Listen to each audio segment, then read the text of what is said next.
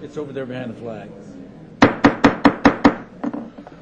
I'd like to call to order the Sparks City Council meeting of May 2013 with a roll call, please. Mayor Martini? Here. Council members Ratty?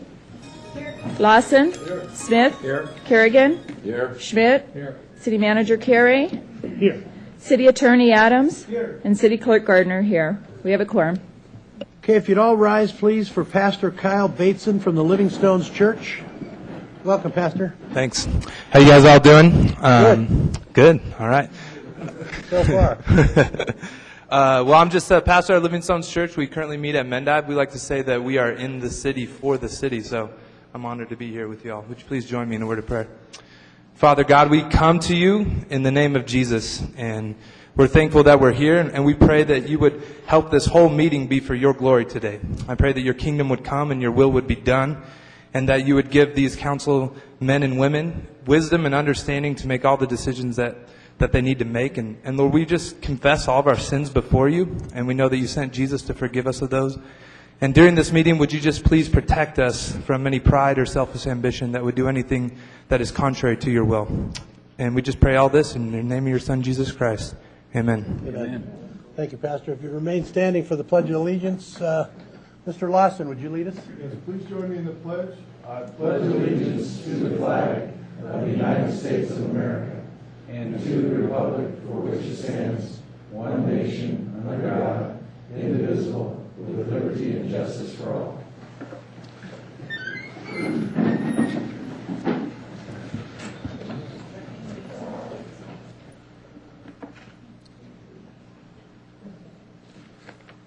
Okay, next is comments from the public. If you have a public comment, would you please fill out one of these cards and come up? You have 3 minutes. I only have one for Mr. Gene Gardella.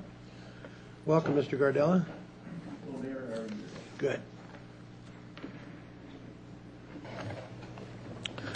Mayor and council members, my name is Gene Gardella.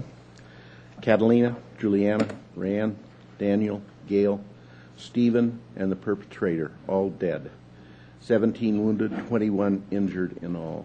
February 14th, 2008, DeKalb University, Northern Illinois University in DeKalb, Illinois. February the 14th, 2008. It's all about rights. The National Gun Association would have you and I believe that it is all and only about the rights defined in the Second Amendment. It is not all about those rights. Our founding document, the Declaration of Independence, recognizes that we are all endowed by our Creator with certain unalienable rights, among them the right to life, liberty, and the pursuit of happiness. There are thousands of headstones in cemeteries across this country that mark the graves of children, mothers, fathers, friends, neighbors, husbands, wives, and loved ones who have all been endowed by their creators with the right to life, liberty, and the pursuit of happiness, but whose right to life, liberty, and the pursuit of happiness was extinguished by gun violence. When the rights intersect or conflict, we have to decide which right will prevail.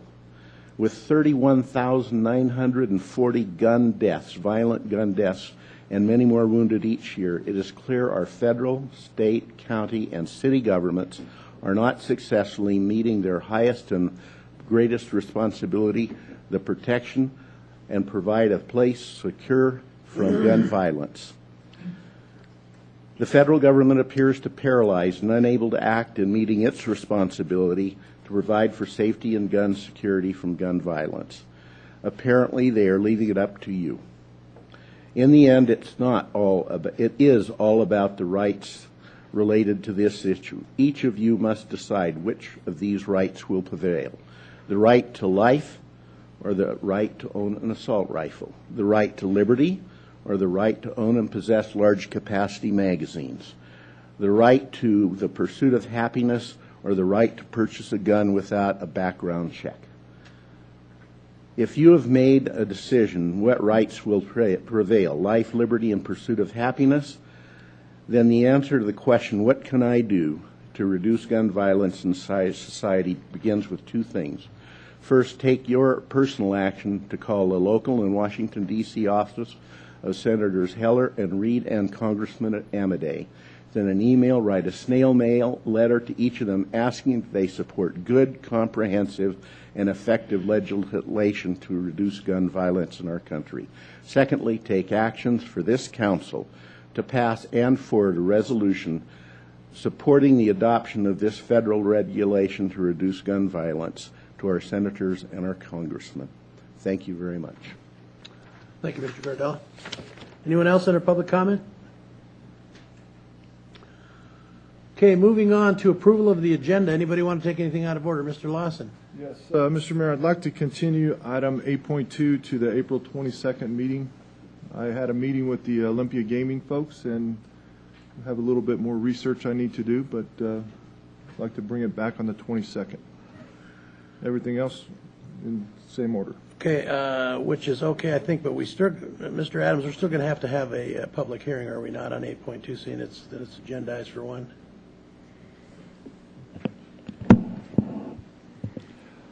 I think that's what the city council has done in the past. Yeah. I don't particularly see a legal requirement that you do that, but traditionally you have, so Okay. It's at your discretion, sir. All right, so we'll act upon that when we get to 8.2, Mr. Lawson, is that okay? Okay, Mr. Schmidt? Is that up to the top of the agenda then, since it's just going to be a public hearing that probably not a lot going on if we just go ahead, because I think we have a lot of people here for 8.2. Want to move it up to just before, right after consent items, just before general business? That's fine. Is that okay? Is that a motion? I'll make that a motion, or just if the maker of the motion wants to make that and add that to I'll it. second. That's Okay. fine. Thank you. Okay, we have a motion and a second. Everyone understand the motion and the second to move 8.2 up to just before general business and right after consent items. Any further discussion? Seeing none, please vote.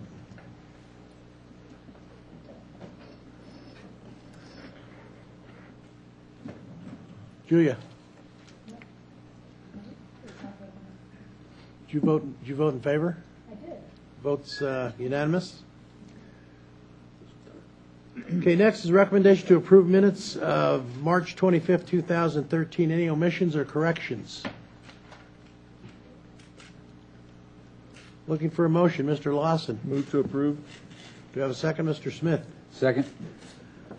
We have a motion by Mr. Lawson, seconded by Mr. Smith to approve the minutes of March 25th, 2013. Any further discussion? Seeing none, please vote. Passes unanimously. Okay, let's go to 4.2 or 4.0. First one is 4.1, Proclamation for National Service Recognition Day. Anyone here to accept this? Come on down.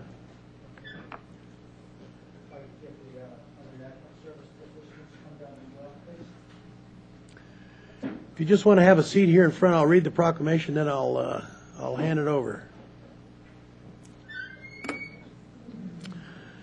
Thanks for being with us today. We appreciate it. Thank you.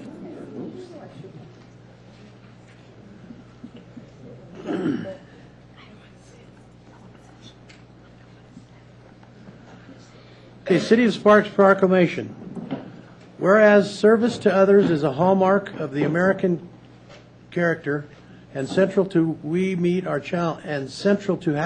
challenges, and the nation's mayors are increasingly turning to national service and volunteerism as a cost-effective strategy to meet city needs. And whereas AmeriCorps and Senior Corps address the most pressing challenges facing our cities and nation, from educating students for jobs of the 21st century and supporting veterans and military families to preserving the environment and helping communities recover from natural disasters. And whereas national service expands economic opportunity by creating more sustainable, resilient communities and providing education, career skills, and leadership abilities for those who serve.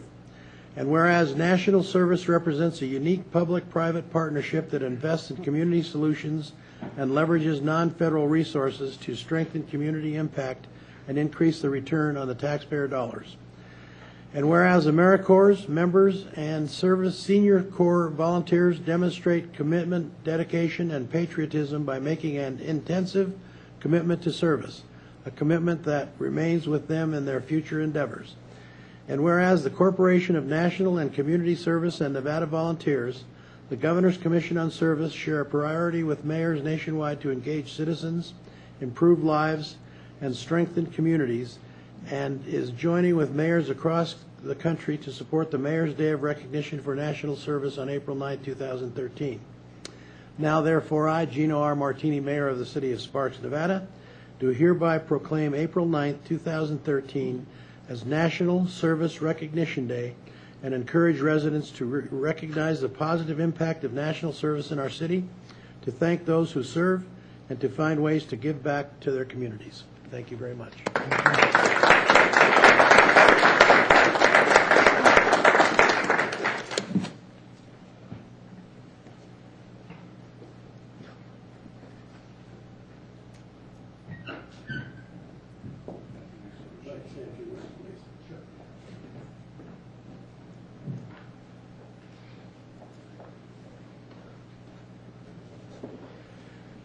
I certainly appreciate the issuance of this proclamation. My name is Craig Warner. I'm the State Director for the Corporation for National and Community Service. This venture really got started probably about 2 months ago when our CEO of our national organization, Wendy Spencer, met with the National Council of Mayors and came up with this idea to recognize all our national service participants. And I think at this point we've probably grown to at least 800 proclamations throughout the country to honor our national service participants. Our folks do a lot of work for the individual cities and for the governments and give back to the communities and also generate a lot of other community volunteers that provide services that cannot be replaced. And I was wondering if I could just take just a few minutes and let people introduce themselves and just tell you just a few words about what they do within the community. Sure, go ahead. All right. Just come on up one by one if you want, and just state your name for the record and go ahead and say a few words. One question for me, you can't recruit any men? This is my harem here.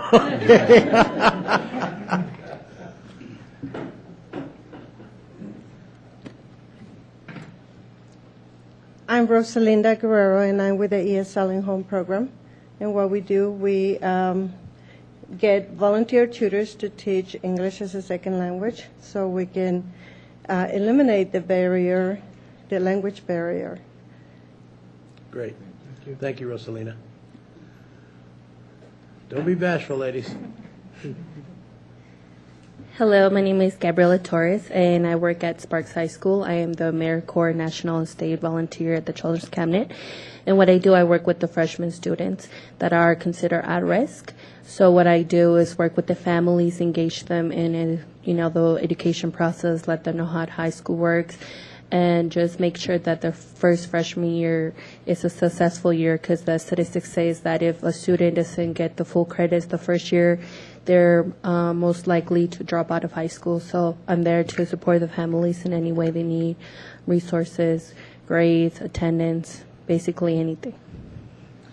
Thank you. Thanks for taking care of Sparks High School. That has a special place in my heart.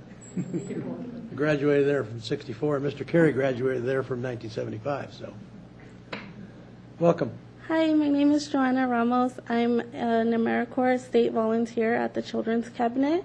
What I do there is I help families get resources, and we specifically specialize on youth who are involved with gangs or drug programs to help them succeed in the future. Thank you.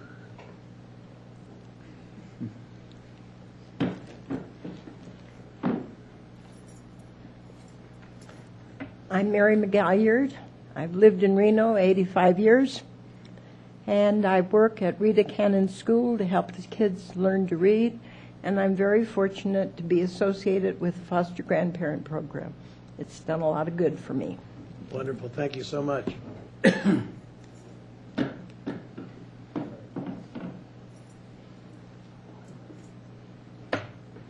I'm Mary Muller, and I'm the coordinator for senior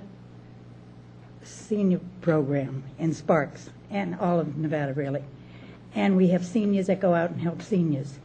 They have to take them to the doctor, the grocery, wherever they may go. And it helps the seniors stay in their own homes. Thank you so much for your service.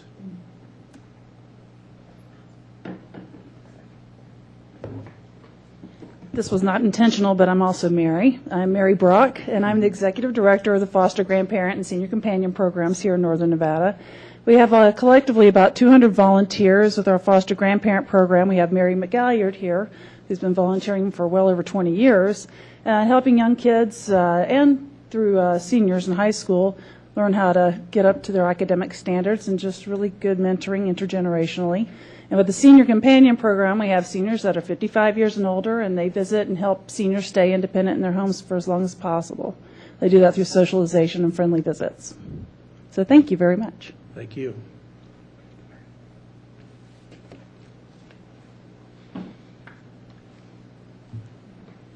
Again, I'd like to thank you and the City Council for issuing this proclamation. It means a lot to us, and to our members here, it means a lot to them as well. So thank you very much. Thank you guys for the service to the community. We really appreciate it. And we'll probably do this again next year. I hope so, yes. Bring a couple of guys with you. Okay, I'll try to do that. Show the men are out there volunteering too. Yes, they are. Definitely. Comments, Ms. Ratty?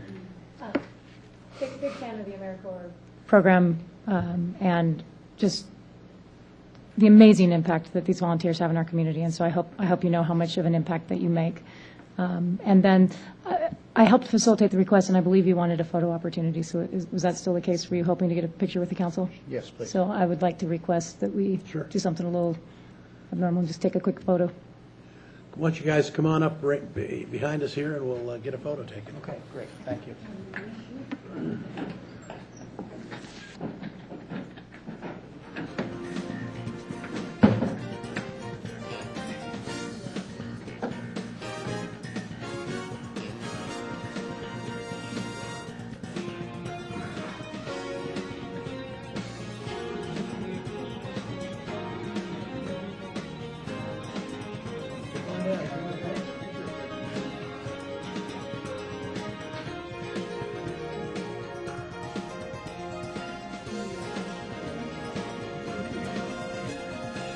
Supposed to be inside. Come on down, get in front of us. We're pretty tall. Come on. Come on, Ed. Come on, Ed. We don't bite.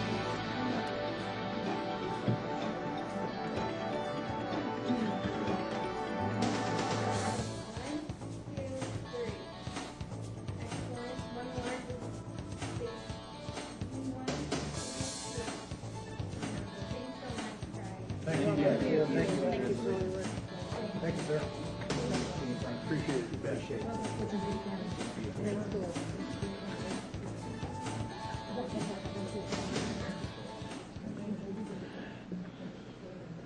Don't leave me any purses.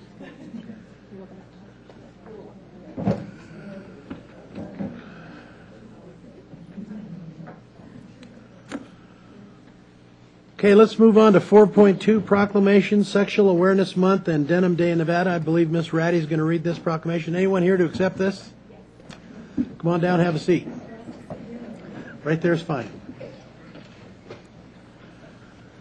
Whereas Crisis Call Center's Sexual Assault Support Services, Nevada Coalition Against Sexual Violence, and Scrap Domestic Violence publicly take a stand against rape, and whereas Crisis Call Center's Sexual Assault Support Services, Nevada Coalition Against Sexual Violence, and Scrap Domestic Violence partnered to promote 2013 Denim Day in Nevada, and whereas the City of Sparks supports Crisis Call Center's Sexual Assault Support Services, Nevada Coalition Against Sexual Violence, we need an acronym, Scrap Domestic Violence, and the Global Anti-Sexual Violence Movement in the 14th year of wearing and displaying denim as a symbol of protest against victim blaming. This act is in response to an Italian High Court decision to overturn a rape conviction because the victim was wearing tight denim jeans. And whereas many Nevadans dedicate their lives to sexual violence prevention and education efforts to challenge the social myths and behaviors that perpetuate rape, and Nevadans vow to create a safer environment for all residents and visitors of our cities and towns, and whereas Crisis Call Center's Sexual Assault Support Services, Nevada Coalition Against Sexual Violence, and Scrap Domestic Violence call upon Nevadans to engage in the common goal of ending sexual assault and violence, and whereas the City of Sparks, Nevada Coalition Against Sexual Violence, and Scrap Domestic Violence declare there is no excuse and never an invitation to rape. Now, therefore, I, Gino R. Martini, the mayor of the city of Sparks, Nevada, do hereby proclaim April as Sexual Assault Awareness Month and April 24th, 2013 as Denim Day in Nevada. Congratulations. Please.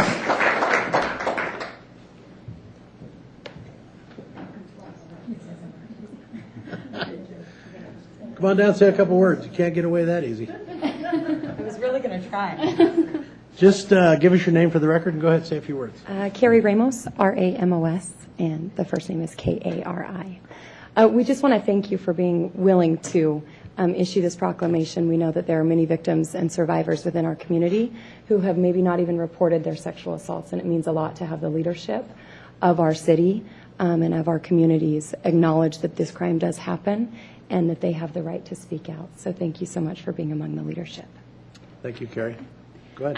I'm Jennifer Olson, victim advocate here in Sparks, and all the work here can be credited to Carrie's efforts and the Crisis Call Center efforts, and we have other people in the audience that are survivors, and whenever they can break their silence, a lot of that stigma goes away, a lot of that shame goes away. So I also, on behalf of the department I work for, want to thank you for your support in allowing our officers to hold people accountable for this horrible crime. So thank you. Thanks, Jennifer. Thank both of you for your work. We appreciate it.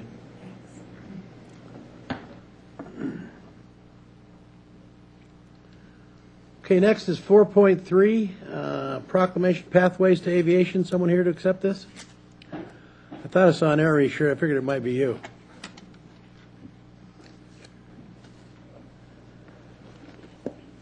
Okay, proclamation. Whereas the wonder of flight is never as magical as when seen through the eyes of a child. And whereas the Reno Air Racing Foundation was established in 2004 as a way of introducing youth to fascinating world of aviation while highlighting the role of air racing in shaping the industry. And whereas Pathways to Aviation as part of the Reno Air Racing Foundation was launched in 2008 as a speaker series to bring instruction and programs highlighting and advancing aviation to our youth and community. And whereas the Reno Air Racing Foundation is pleased to announce that Mark N. Cirilangelo, Corporate Vice President of Sierra Nevada Corporation and Chairman of SNC Space Systems, and Paul McFarlane, Lead Flight Director for the Challenger Learning Center of Northern Nevada, will present at the April 17, 2013 Pathways to Aviation Education Program.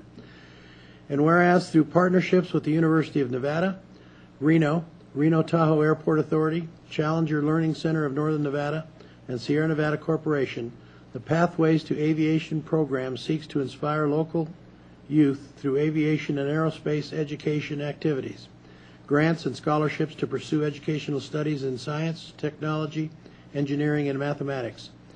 And whereas the City of Sparks recognizes the important contributions of the Reno Air Racing Foundation and its Pathways to Aviation program, and I encourage to residents and recognize the positive impact in our city when our youth are encouraged to reach for the stars.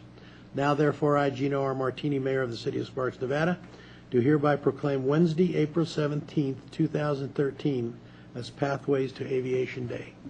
Thank you, Mayor.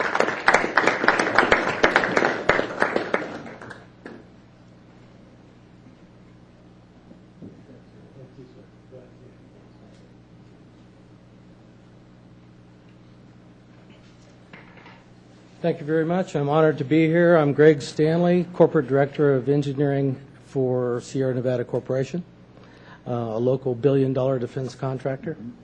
I'm also a board member, Board of Trustees of the Reno Air Race Foundation.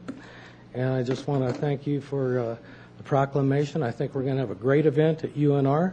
This will be our 5th annual, the 2nd year that SNC has provided the keynote address speaker. And this year it will involve the space programs that we're engaged in for the Mars rover Curiosity and the Dream Chaser Space Shuttle Replacement Program. The focus of Pathways is to encourage STEM education. So Pathways to Aviation looks at past, present, and future. Past being the recognition, appreciation of aircraft programs. present being employment in the aerospace divisions of various corporations, and the future encouraging STEM programs. I appreciate everything you've done. I want to remind you that the Northern Nevada Challenger Learning Center is based at Sparks High School, headed by Paul McFarland, and is promoting great science, technology, and engineering and mathematics education here locally. Thank you very much. Thank you, sir, for all you do, and thank you, Mr. and Mrs. Osmond at SNC for all they do for our community. We're so proud of that company. It's wonderful that they're housed in Sparks, so we appreciate what they do, and thank you. I'll pass it along to Aaron and Please. Fadi. Thank you very much.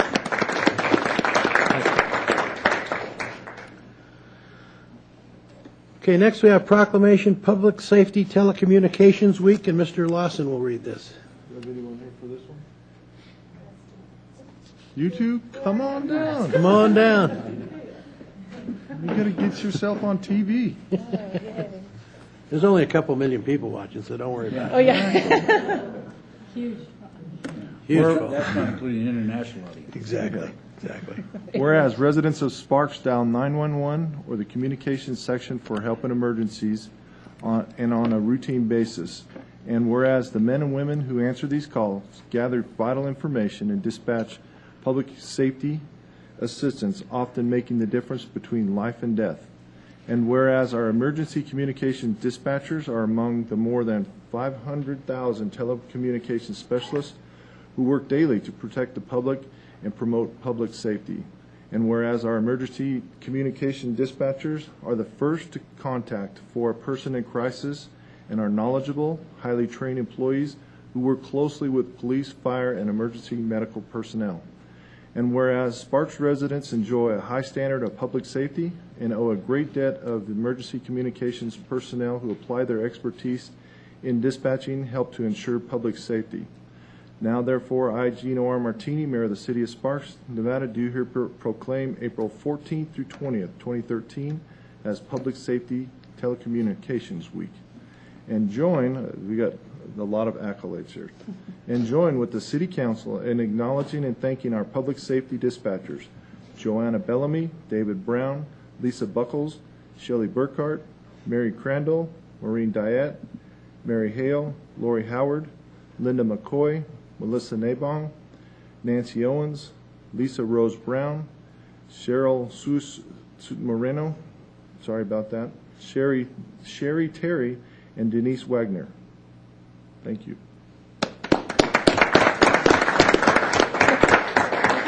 Go ahead, just give us your name for the record and say a few words, please. Teresa Wiley with Sparks Police Department. I oversee the wonderful employees that work at the Sparks Police Department Dispatch Center. They're very hard, dedicated employees, and thank you for your proclamation for all the hard work that they do every day. I'm Lisa Rose Brown, a dispatcher of 9 years. It's not something that we're very comfortable with being recognized publicly. We usually are the quiet, unseen person on the other end of the phone. So well, at least unseen. You're not quiet. Well, not when you're in there. You're right. What we do is usually behind closed doors. So we do appreciate this public recognition. So thank you. Thank you guys for all you do. Really.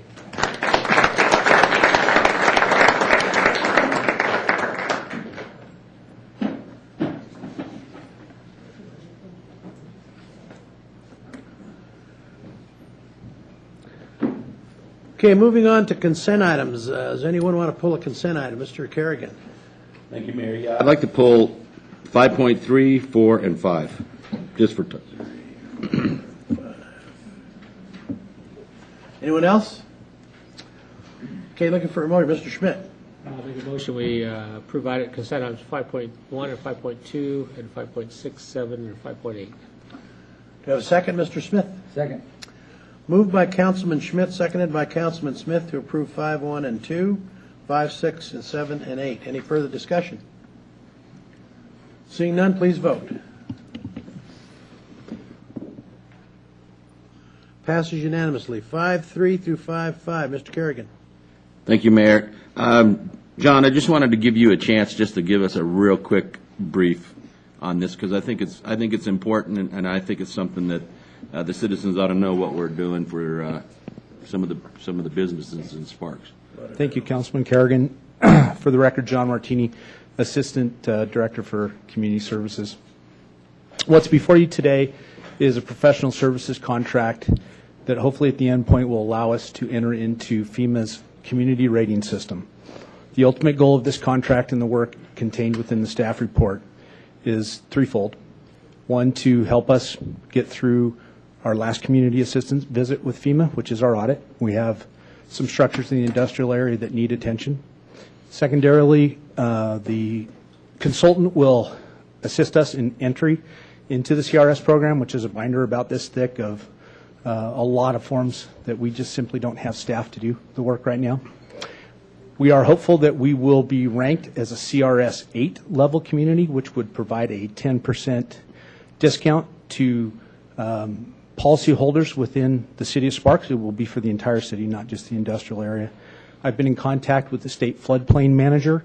That 10% discount would be about $100,000 a year in relief to everyone holding federal floodplain or flood insurance policies. That is our goal, is to become CRS level 8, and there's a lot of work that needs to be done, and I'm confident we can get there. Thank you. Thank you, Councilman. Okay, you want to go over the rest of them and then vote on them? Well, that's fine. I was just going to make a motion that we approve 5.3.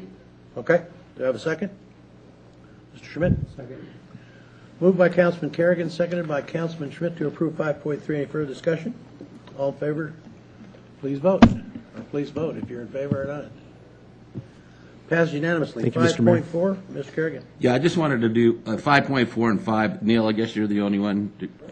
Chris, whoever it is, I just wanted to point out that once again, we're spending about $1.2 million in our road rehabilitation.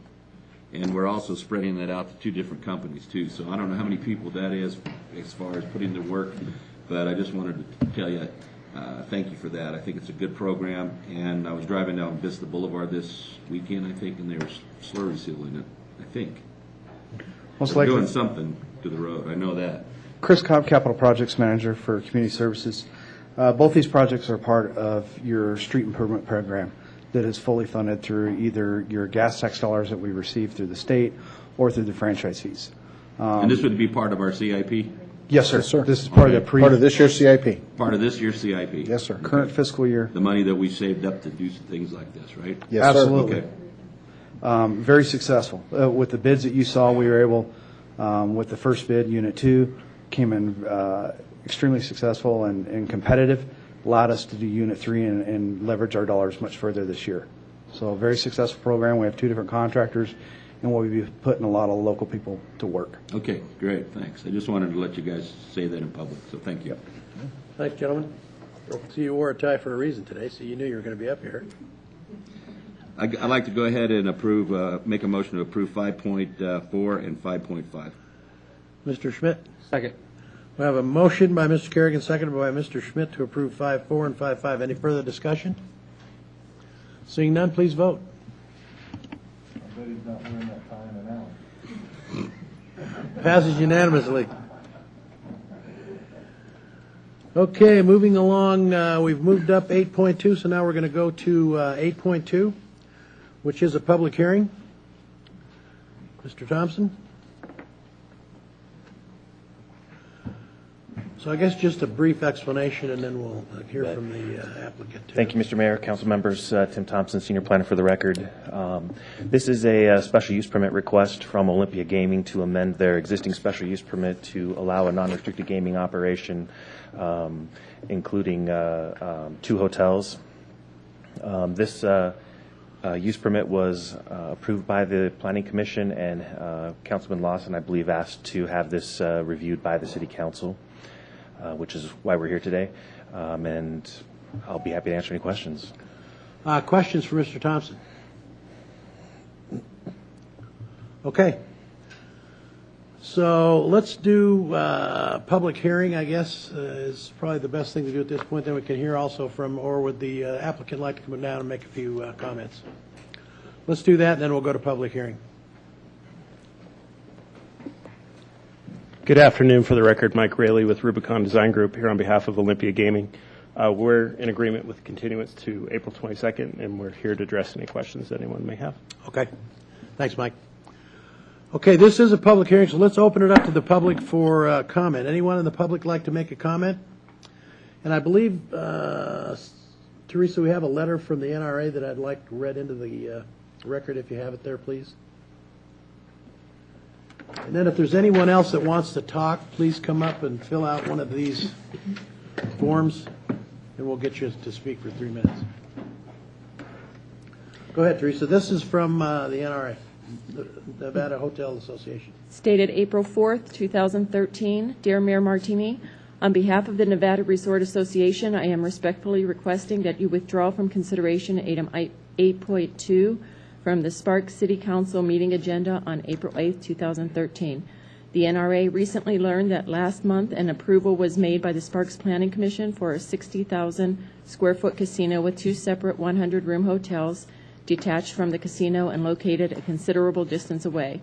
The NRA is requesting withdrawal of the agenda item so that we can better understand the reasoning behind the Planning Commission's approval of a special use permit to allow for a resort hotel to be located at the Legends at Sparks Marina. Specifically, we are concerned about the applicant's ability to comply with the 200-room requirement for a resort hotel under NRS 463.01865. While we recognize that our request is short notice, the NRA would appreciate having adequate time to review this serious matter with the Sparks City Council and other interested parties. If you have any questions, please do not hesitate to contact me or Greg Ferraro. Thank you in advance for your consideration. Signed by Virginia Valentine, President of Nevada Resort Association. Thank you, Teresa. Okay, anyone else like to speak? Mr. Polakalis? You can fill that out when you're done, too. You don't have to fill it out right now. Thank you. Good afternoon. Steve Polakalis from the law firm of Watson Rounds on behalf of the Peppermill Resorts, John Esquelga's Nugget, as well as Atlantis and Monarch Gaming. We'd appreciate also the continuance and your granting of that to have a little more time to understand what the casino resort or hotels that are being proposed consist of, and talk to the applicant and any other interested parties as well as the NRA. Okay. Thank you. Thank you. Appreciate it. Anyone else in the audience? Mr. Kerrigan, go ahead. Who did you say you represented again, please? There's Nugget, the Peppermill, and the Atlantis Monarch Gaming. Okay. Thank you. Anyone else? Okay, we'll close the public hearing, bring it back to council for action. Mr. Schmidt. Thank you, Mr. Mayor. I personally don't have any problem with postponing this item, continuing this item until the 22nd. My concern is the item that has been presented in front of us. In my 5 years as planning commissioner and 12 years as a city councilman, special use permits are a very delicate animal in the planning business, and when you go to bring reasons for denial for a project, it's very specific in NRS of what you can deny that project for. I'm not sure where staff sits on it, legal, but I've talked to staff on it, and I believe this item that the letter is way outside of NRS and is not something that even if 3 weeks from now or 2 weeks from now we come back here and say, well, this is an item we're going to deny this project for. I believe we're outside of NRS. We cannot deny the project because of this letter. So I'm kind of concerned that this is a letter that's driving it to a postponement when technically by law we can't address this issue. And we've had these gaming items come before us before, and there's a process. Once we approve it, the gaming board takes over, and they're the ones that get to say final say-so. So I'm kind of concerned that we're kind of in the wrong place here for the NRA to come and make this appeal. They should be making that appeal to the Gaming Control Board and not to the City Council. This is special use permit. But because the applicant has agreed to the continuation of Mr. Councilman Lawson's, I'll agree to it. I just think that this particular item is one that's outside the scope that we even have jurisdiction over. Mr. Lawson. Well, I had a long meeting with Olympia Gaming, and I had questions on the project.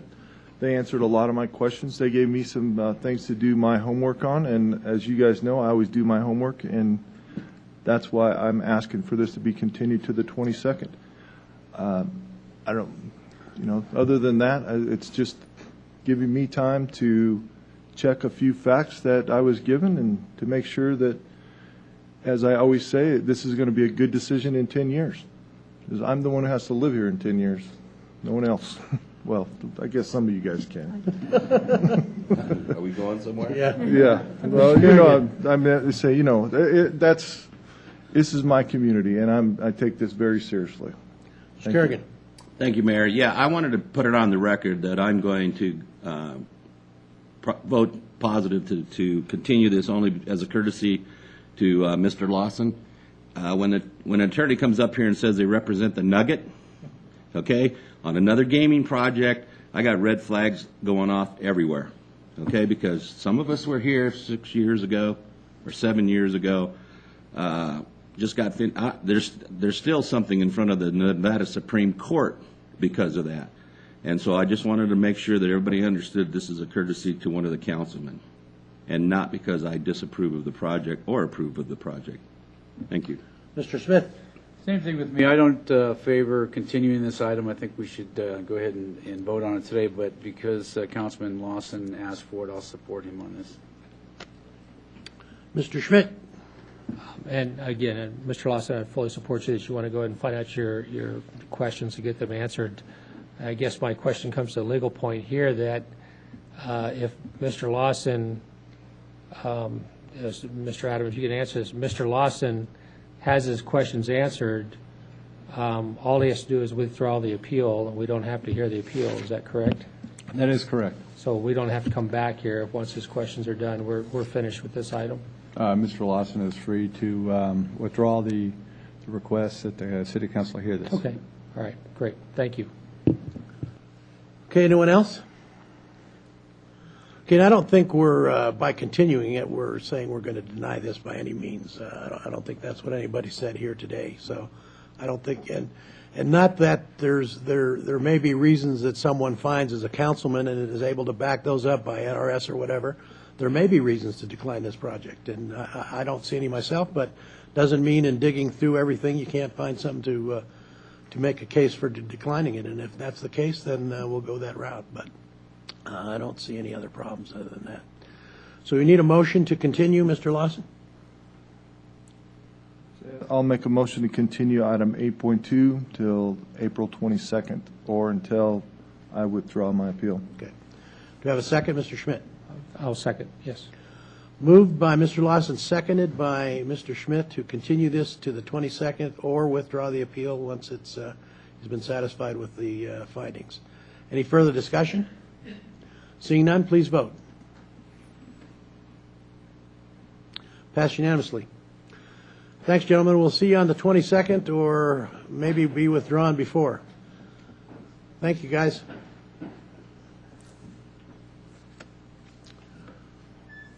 Okay, general business, 6.1, consideration and possible approval of an appointment to the Regional Planning Commission. Mr. Carey. Wait. Yes, I am.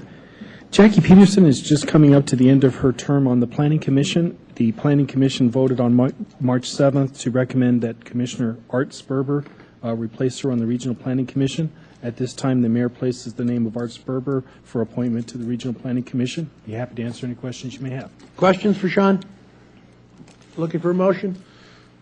Ms. Ratty? Sperber. Mr. Schmidt? Second. Moved by Councilwoman Ratty, seconded by Councilman Schmidt to approve Art Sperber to the Regional Planning Commission. Any further discussion? Seeing none, please vote. Passes unanimously. You folks sure know how to clean a room out, don't you? I thought they were all here for word voting. I thought Ed told them they can't be here in 10 years, so they just took a hike early. Yeah. Wow. Okay, 6.2, consideration and approval of memberships and contributions for fiscal year 14 that serve general city purposes. Mr. Carey? Mr. Mayor, thank you again. This particular item is brought to you each year ahead of the city manager's budget recommendation to make sure that the city council doesn't wish to adjust or amend any of your current memberships that serve a general city purpose.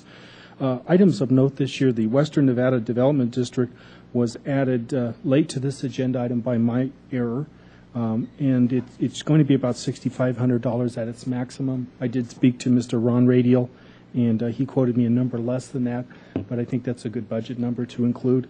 The one that is up for discussion today was asked for by Councilman Lawson, who serves on the Economic Development Authority of Western Nevada, and that's an increase to $80,000, which I included in here for the City Council to consider. At this time, I would appreciate your consideration and a motion to provide direction which memberships you wish to participate in for the next year. Questions, Mr. Smith? You know, I have a question about the Reno Sparks Chamber.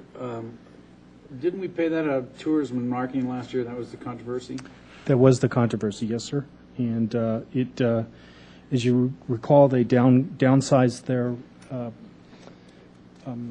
event to a standard where the city's tourism sponsorship did not cover the general membership. Okay, so if we pay out of the general fund, obviously it's not going to come out of tourism marketing. That's correct, sir. They may be requesting to tourism and marketing, I'm not positive, support for their marina portion of the Star Spangled Sparks, but you will undertake that as separately, Mr. Smith, as part of that committee. So 2 years ago, we paid for it out of the general fund too. Just last year, that was the first time we paid for it with tourism marketing money. Actually, 2 years ago, it was included. Last year, you came back in August and added kind of it. sponsorship. So, yes. Okay. It was just the Sparks Chamber then. Okay. That's right. Questions, Mr. Kerrigan? Thank you, Mayor. I have no problem with Mr. Lawson's request to put more money into EDON. I think they've done a great job this last year, at least this last year. Yeah. And I think the new president, I guess, is that who's Executive Director. Director is doing a fantastic job. Mm-hmm. I do have a problem with the Nevada League of Cities, though. Okay, it's also going up from 17,000 to 20,000, and I don't know what kind of bang we're getting for our buck. If everybody, I mean, if we're going to do the Nevada League of Cities, I guess the only time I can see any time to be in it is when the legislature meets. And since it's not going to be next year, I would like to take that 20,000 and put it towards EDON. To tell you the truth, that'll make up half of what of the increase. The guy that sold it to me isn't even the director anymore. I think he left and went to Henderson or Boulder City as a city manager or something. And once again, I think they couldn't even hold all their cats together at this legislative session. I think North Las Vegas went off the chain. And so, I mean, if somebody can convince me that what does the Nevada League of Cities do for us, you might be able to change my mind, but I just don't see wasting money in an organization that doesn't do us anything where we could put it towards EDON. Thank you. Mr. Lawson. Well, I was going to just talk about EDON for a second and just let you know how good of a job that they are doing. When Mike Kasmirski showed up just a little over a year ago now, visitations were about 3 a week, or a month rather, and they're up to visitations of 14 a month. So we're seeing a lot of activity. We're going to announce, I think, pretty positive, we'll meet the 2,000 job goal this year out of EDON, which is pretty exciting by itself. But as you can imagine, with the visitations going up, the expenses have gone up, so that's why I'm suggesting that we increase our investment with them, not to mention the fact that they're just having awesome results. Okay. Anyone else? Oh, I have my hand Julia Ratty, then Mr. Smith. What happened? I can't touch it. Go ahead, Ratty. He's whining over here. Go ahead. No wine in the castle. You're going to whine, turn your mic off. Yeah. So I feel like I often become the defender of the League of Cities, which is a really interesting place to be because it's not like I'm their number one fan. That said, I still do see value, and I think the part that I'm particularly troubled with pulling it right now is it wasn't all that long ago that the president of the League of Cities board was here in Chambers asking for us to come back and participate. And having a former life as an association manager, the power of associations is not based on a very limited and small staff. The power of associations is based on the participation of its members. And so the success of the League of Cities is based on what all of us do as members to make it successful. And I don't feel like we've given it enough of a shot. It wasn't long ago that the president was here asking us to be a part. We've just started to be a part. The legislative session, by nature, is going to take 100% of the attention in the first part of a membership year. And then we have a member on the board. Let's see where they're going for the second half. And if I understand the way this works, you're getting budget guidance. But then when it comes time that the actual year is up and we have had a little bit more time under our belt to evaluate the direction of the League of Cities, particularly under new leadership, which I'm optimistic about, then we can decide at that point, do we want to pull it? But I don't think we've given them an opportunity to prove anything, because we only had that conversation June? It's too soon. So let the mayor be on the board, let us continue to participate with them through the legislative session with a good relationship where we're not pulling next year's membership right in the middle of the session, and let's evaluate it when the actual year's dues come up in the next cycle. That would be my request. I agree. We're at the table, we're in the discussions, we get represented with the Nevada League of Cities, and really, to be honest with you, we haven't had any issues that we really needed to really push very hard on so far. There may be some that are coming up, I believe there will, but, I think it's paramount that the city of Sparks, fifth largest city in the state of Nevada, be at the table with the Nevada League of Cities and give our input and let them know what we're thinking. We haven't had a lot of issues so far that we've needed to address, but there could be some coming down the road that we're going to need to be at the table, and I think being at the table with the Nevada League of Cities is a good thing. As you recall, the last time we had a problem with the executive director. We had some problems that we didn't feel we were getting a fair shake from him. The gentleman that's doing it now, Wes Henderson, is a new face to the Nevada League of Cities, but he's been around. He's been with NACO for a long time, understands the process, understands the cities and the workings of the cities, and I think we need to give Wes a chance to come forward and do some good stuff for the League of Cities, and I believe he will. Mr. Kerrigan. Just one question. Where did the League of Cities come down on ward-only voting? Did they testify? Adam, You remember, there. Adam? Yeah, come on up. I don't remember if they testified or not.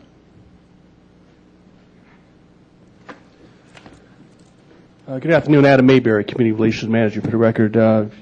Councilman Kerrigan, on that particular issue, the League of Cities, while in the room observing, they did not testify in support or opposition on that particular item.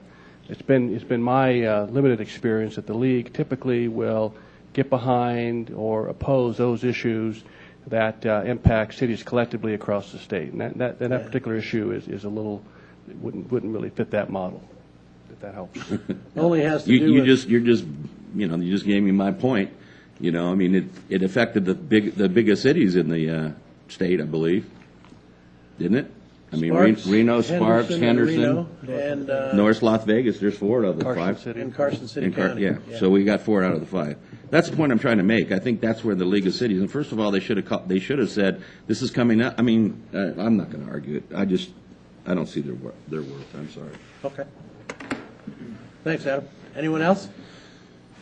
Okay. More questions on the sponsorships. Mr. Smith. Why don't we, if Mr. Kerrigan feels that way, why don't we break that one out and vote on that separately? Can we do that? Sure. Well, that'll be a motion if I can do that. To approve as is, other than Nevada League of Cities? Yes. Okay. Do we have a second? Second. Motion by Mr. Smith, seconded by Councilwoman Ratty to approve all of the sponsorships other than Nevada League of Cities. Everyone understand the motion? Any questions? I would just clarify this. It's minor, but we have that confusion over the chamber. It's memberships as opposed to sponsorships, correct? It's membership, yeah. You mean for the chamber? For everybody. Oh. Memberships, Yeah, yes. memberships. Sorry. That's good. Okay, any further questions? Seeing none, please vote.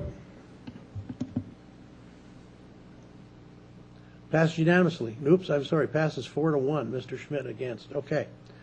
Nevada League of Cities, discussion. Motion. I move to approve the Nevada League of Cities membership. Do you have a second? No seconds? Okay, it dies for lack of a second. So then, just a clarification for me, we'll still be members through the end of the membership year, right? Because this is for budget purposes for 14? The membership year runs from July 1 to June 30th. We typically receive a bill in early August, would be the timing on that organization. Okay, thanks. Okay, I would suggest then that I'm going to resign my position as being the liaison to the League of Cities, and we'll put it up for motion on our next meeting to appoint somebody to the League of Cities. So you can consider this as my resignation from the board of the League of Cities. Mr. Lawson. Sean, this is just advisory for you, correct? So we could bring this back at another budget meeting prior to the end of the year. Yes, sir. So I'm kind of with Mr. Kerrigan. I'd like to see a little something. That's the last time I saw the League of Cities last year when they came for money. Mr. Schmidt. Thank you, Mr. Mayor. I was going to second Mrs. Ratty's, but I wanted to see where the comments and stuff would come. If anybody was going to comment on this, to look at some of the sort of disingenuous that we're looking at with this list is that we're willing to go 250% in economic development, and we're willing to go 100% drop in trying to do political development. I've been around this state for a long time, and I've worked in both economic and political development, and they go hand in hand, folks. You know, if you're not paying attention to what goes on in Carson City, and you're not doing things, you're kind of throwing yourself under the bus. And I think that in light of our budget, in light of how much money we've drastically increased some of these other expenditures, to go ahead and go with economic development, that we need to stay in to the Nevada League of Cities. So I would, request that the motion come back on the table and everybody vote on it, whether they want to continue with political issues that we have in this city. Anyone else? Mr. Lawson. Yeah, just to put your mind at ease, I'm not opposed to funding the membership for the League of Cities, but I just need a reason why. But it doesn't mean I've made my mind up that I'm not going to do it. Mr. Carey. Make staff to attempt to bring Mr. Henderson to a council meeting so you could discuss the role of the league with you further. For me, it would certainly make a difference. Okay. So, Sean, you'll take care of that? Yes. Ms. Ratty. Whoops, Mr. Schmidt. This thing's going crazy over here. That's Mr. okay. Lawson. Did you have something wrong? Mr. Lawson. I said what I had to. Mr. Kerrigan. Trying to defend my position, I think that EDON has proved that they're doing what they're supposed to be doing, and the Nevada League hasn't proved anything to me. And that's the reason I said what I said. And if you want to have the new director come and convince me that they've done some wondrous things, because first of all, they're asking for an increase in their membership, too, instead of holding it to this year. So what's the reasoning behind that? Ms. Ratty? Sure. I'm just concerned about timing. So, and I agree with Councilman Schmidt's. I don't think that the comparison to EDON is fair, first of all, because they're two very different models. EDON is a professional organization where it's a staff-driven model where the staff provides services.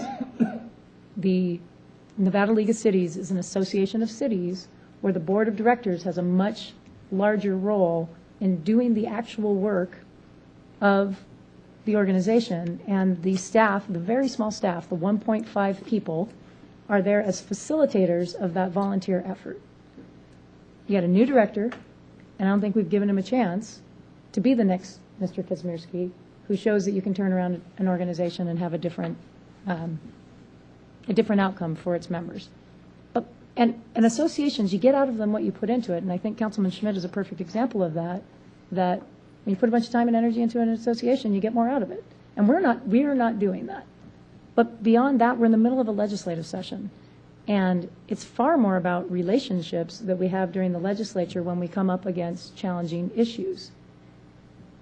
And we're 66 days in, I believe, or 68 days in, and the hardest part of the legislative session is still before us. So I think the timing is horrific to pull out when some of those folks may be allies that we need, some of the leaders on that board of directors may be allies that we need moving forward in issues that face us towards the end of the session. So I just think the timing is really bad. I'd like to make it through the legislative session before we're making a statement. I don't want to haul Wes out of Carson City to come defend his membership to us right now in the middle of the session. I'd much rather have him down there in Carson City doing his job.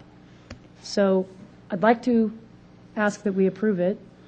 And again, I'm asking for you to just approve it now for the budget, and when the invoice comes forward in August, when the session is over, Wes can come and defend it, and if at that time you don't think there's value, then we can pull out.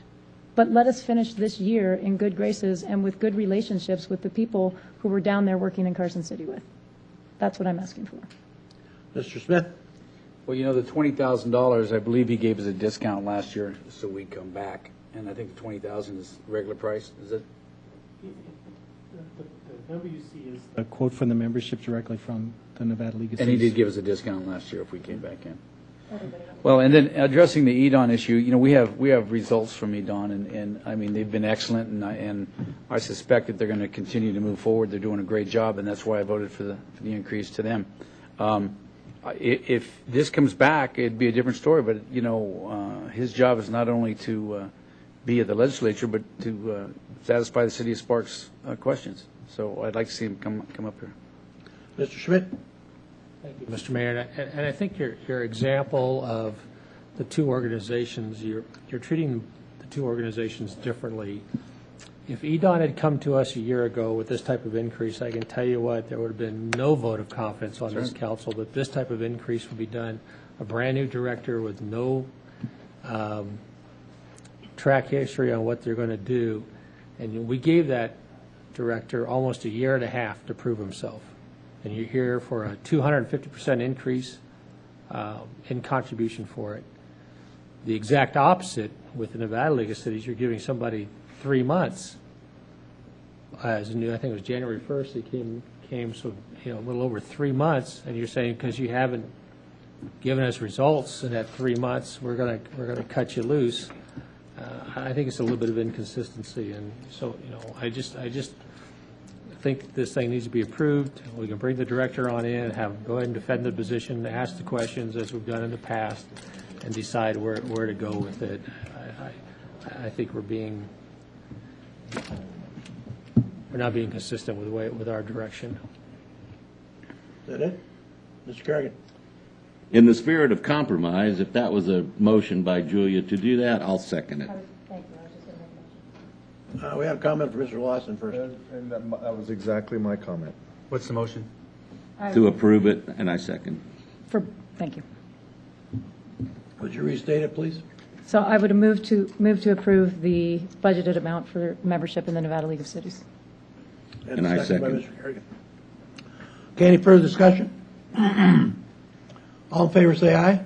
Aye. Opposed? Forgot where I was. I forgot too. I didn't say anything. Seeing no further questions, would you please vote? Forgot what I came here for. Passes unanimously. So would it be fair to ask that you rescind your resignation and that we finish the year? That was going to be my next It would be, motion, was to have the mayor not resign. It would be fair, but I'm still going to resign, and I want it on the agenda to appoint somebody at the next meeting. Okay. Okay. Okay, moving on to 6.3, consideration and approval of annual contributions to other governments that serve general city purposes. Mr. Carey? This is a new request that I'm bringing forward to you in an effort to try and show where the city of Sparks has contributions which are going in support of city operations to other governments. Generally, this would be part of your general government discussion. We're also looking at some changes in these numbers, and we felt it would be appropriate to draw this to your attention before you saw the manager's recommendations, so you would have an opportunity to provide direction. There have been some changes. The amount for the Regional Training Center moved up to $50,400.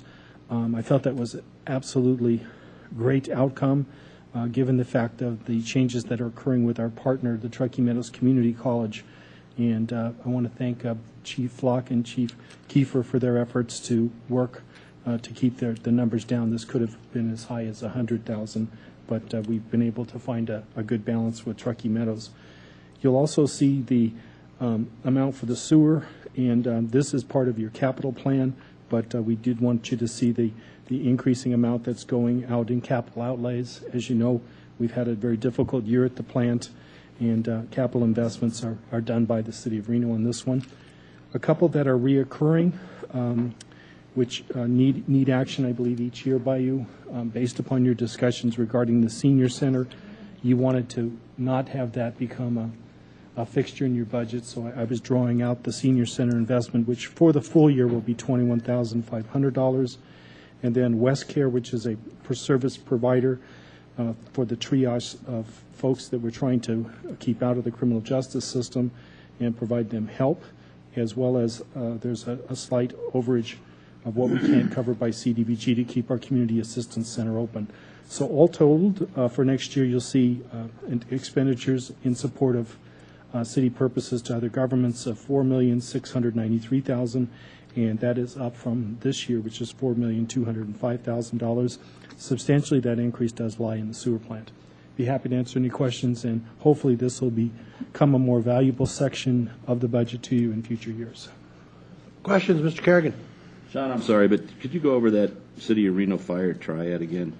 What is that? The triad is our hazardous materials team that we do that jointly with Reno and now the Truckee Meadows Fire Protection District, and this is the cost of that program. Okay, thank you. Questions? Motion? Mr. Ratty? Make a motion to approve it as presented. Do we have a second? Mr. Kerrigan? Second. Moved by Councilwoman Ratty, seconded by Councilman Kerrigan to approve 6.3. Any further discussion? Seeing none, please vote. Passed unanimously. 6.4, discussion and possible action on a city council position to Senate Bill 457. Ward voting. Mr. Mayberry. Good afternoon, Mr. Mayor, members of the City Council, Mr. Adams, Mr. Kerry, Adam Mayberry. I'm your Community Relations Manager, and the item before you is an opportunity for this body to discuss Senate Bill 457. And Senate Bill 457, as you may know, would amend the city charter to provide that all candidates for council member must be elected in a general election by only the registered voters for the ward that a candidate seeks to represent. This is one of those unique opportunities for the Sparks legislative team, led by Mayor Martini and Councilwoman Ratty, felt that we should take this to the City Council at large, and for a position, since it's of a significant impact. The bill was heard before a Senate committee, the Senate Legislative Operations and Elections, last week. I did not provide any formal testimony because I was not directed to. However, I did sign in as opposed to the legislation, so there is a record of having us oppose, and I did that because it's very difficult to oppose or to take a position on legislation once it enters the next House. So we can always change or modify that particular position, but I did not provide any public testimony. So that's Senate Bill 457, and with that, I'll... Questions? Mr. Kerrigan. Sure. Adam, did it pass out of committee? Pardon me? Did it pass out of committee? It is actually before a work session before the committee tomorrow. So do we have another chance to testify? We will have a chance to testify, presuming it passes out of committee tomorrow. So we don't have. So you're asking us to, give us our opinion on something that we can't testify on. No, that's not correct. We will have an opportunity to testify when it's in the Assembly.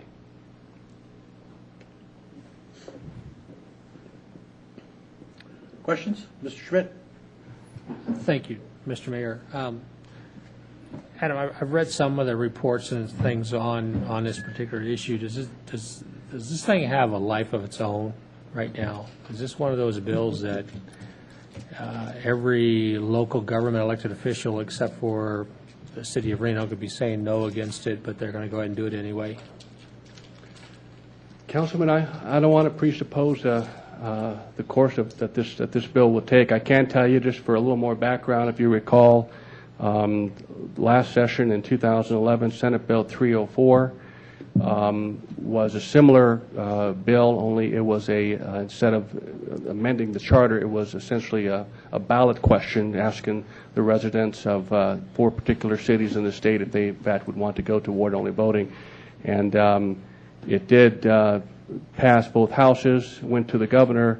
Governor vetoed the bill based on a technicality that dealt with the Reno's at-large position. And the item, the bill today that will be before the work session tomorrow remains with no amendments, Senate Bill 457, to my knowledge at this time anyways. And where is Henderson, North Las Vegas, Carson City? Where are they sitting on this thing? I mean, did they sign in no? Sure, or did they yes. testify, or- Reno, City of Reno, along with Councilman Dwight Dorsch was present. They testified in opposition. City of Henderson. They testified in opposition? In opposition of the bill, correct. Reno did? Reno did. City of Henderson's lobbyists testified in opposition of the bill. Carson City, were, I think, if I'm going by memory here, it was kind of a lukewarm opposition, but they're going to have it. They're asking the committee to put it on the ballot as a question in 2014. So I think the city of Reno already had it as a question, Ron, and the people voted 76% not to change to ward-only voting. Right. That was what Dorch laid on him in his, That's correct. presentation when he was down there. And I guess my concern with this item is I think we should involve the league on this thing if if the 5 cities that it's going to affect, if they all agree that this is not the way they want to go, 4 cities that it affects, if all 4 of us are in agreement to it, I think the league does need to step up here and take a position on it. We need to have that testimony on the assembly side of things when it gets on over there to make sure that our voice is heard, that the citizens of Reno have at least gone ahead and voiced on it. This council has had our voice for 10 years on this issue that's been going on down there, and I haven't seen anything that's convinced me yet that it's the right thing to do. So my concern is that this thing's got a life of its own, and a couple of people who sit in power are going to go ahead and push it through and do whatever they want to just so they can have a bill that passes the Senate. I heard today, I was just in a meeting today, somebody presented me a bill from one of the assembly people that says that didn't make any sense, but he wanted a bill passed, so that's the reason why he was going to do something. It's like, this is ridiculous. Just to get a bill passed, we do these dumb things. So thanks. Mr. Smith? I got to remember what I was going to say. Yeah, you forgot what you came here Yeah, for. how about the inner workings of this bill? If it goes to ward only, is it the top 2, then they're in a runoff again? Or is it the only one in the general election, even if you have 6 candidates? Or how does that work? Well, my understanding is that the real fundamental change is merely that the general election is ward only. So the primary remains the same, but limited to the ward for council member.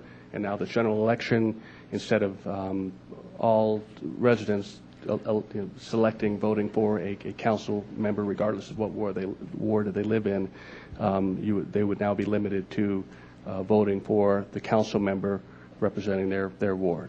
Well, I'm just curious how it would work. If you had 2 candidates in Ward 3 running for the Ward 3 council, and one wins by 51% or one wins by 30%, what does that mean? You still have to run off. Same 2.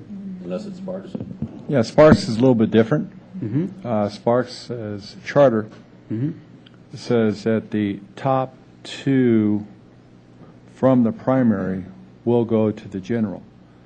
So you can same with Mayor Armstrong.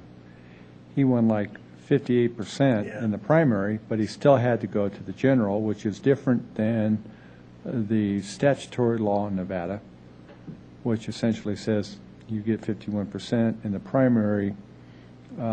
You don't go to the general. But Sparks, I don't know if that would change or not, but Sparks is a little bit different in our charter. So under your scenario, you have 4 people running. One person gets 51%. The next runner-up would be part of the general election.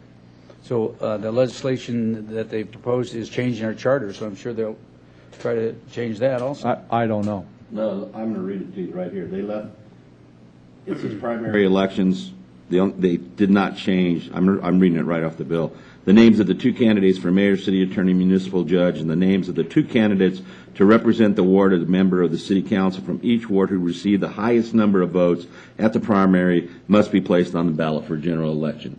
So the 2 highest vote getters from the primary, no matter if you are 75 to 25, the 2 top vote getters go to the general, which is still in that ward.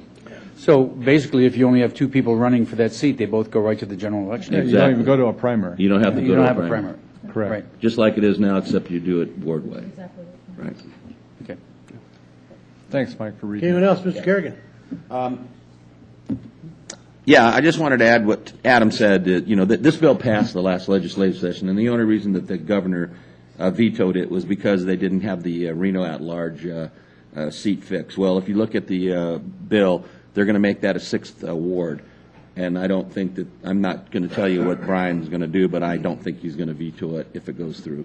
But on a bigger note, I wanted to ask Julia and the mayor if you don't have enough leeway from the city council. In other words, we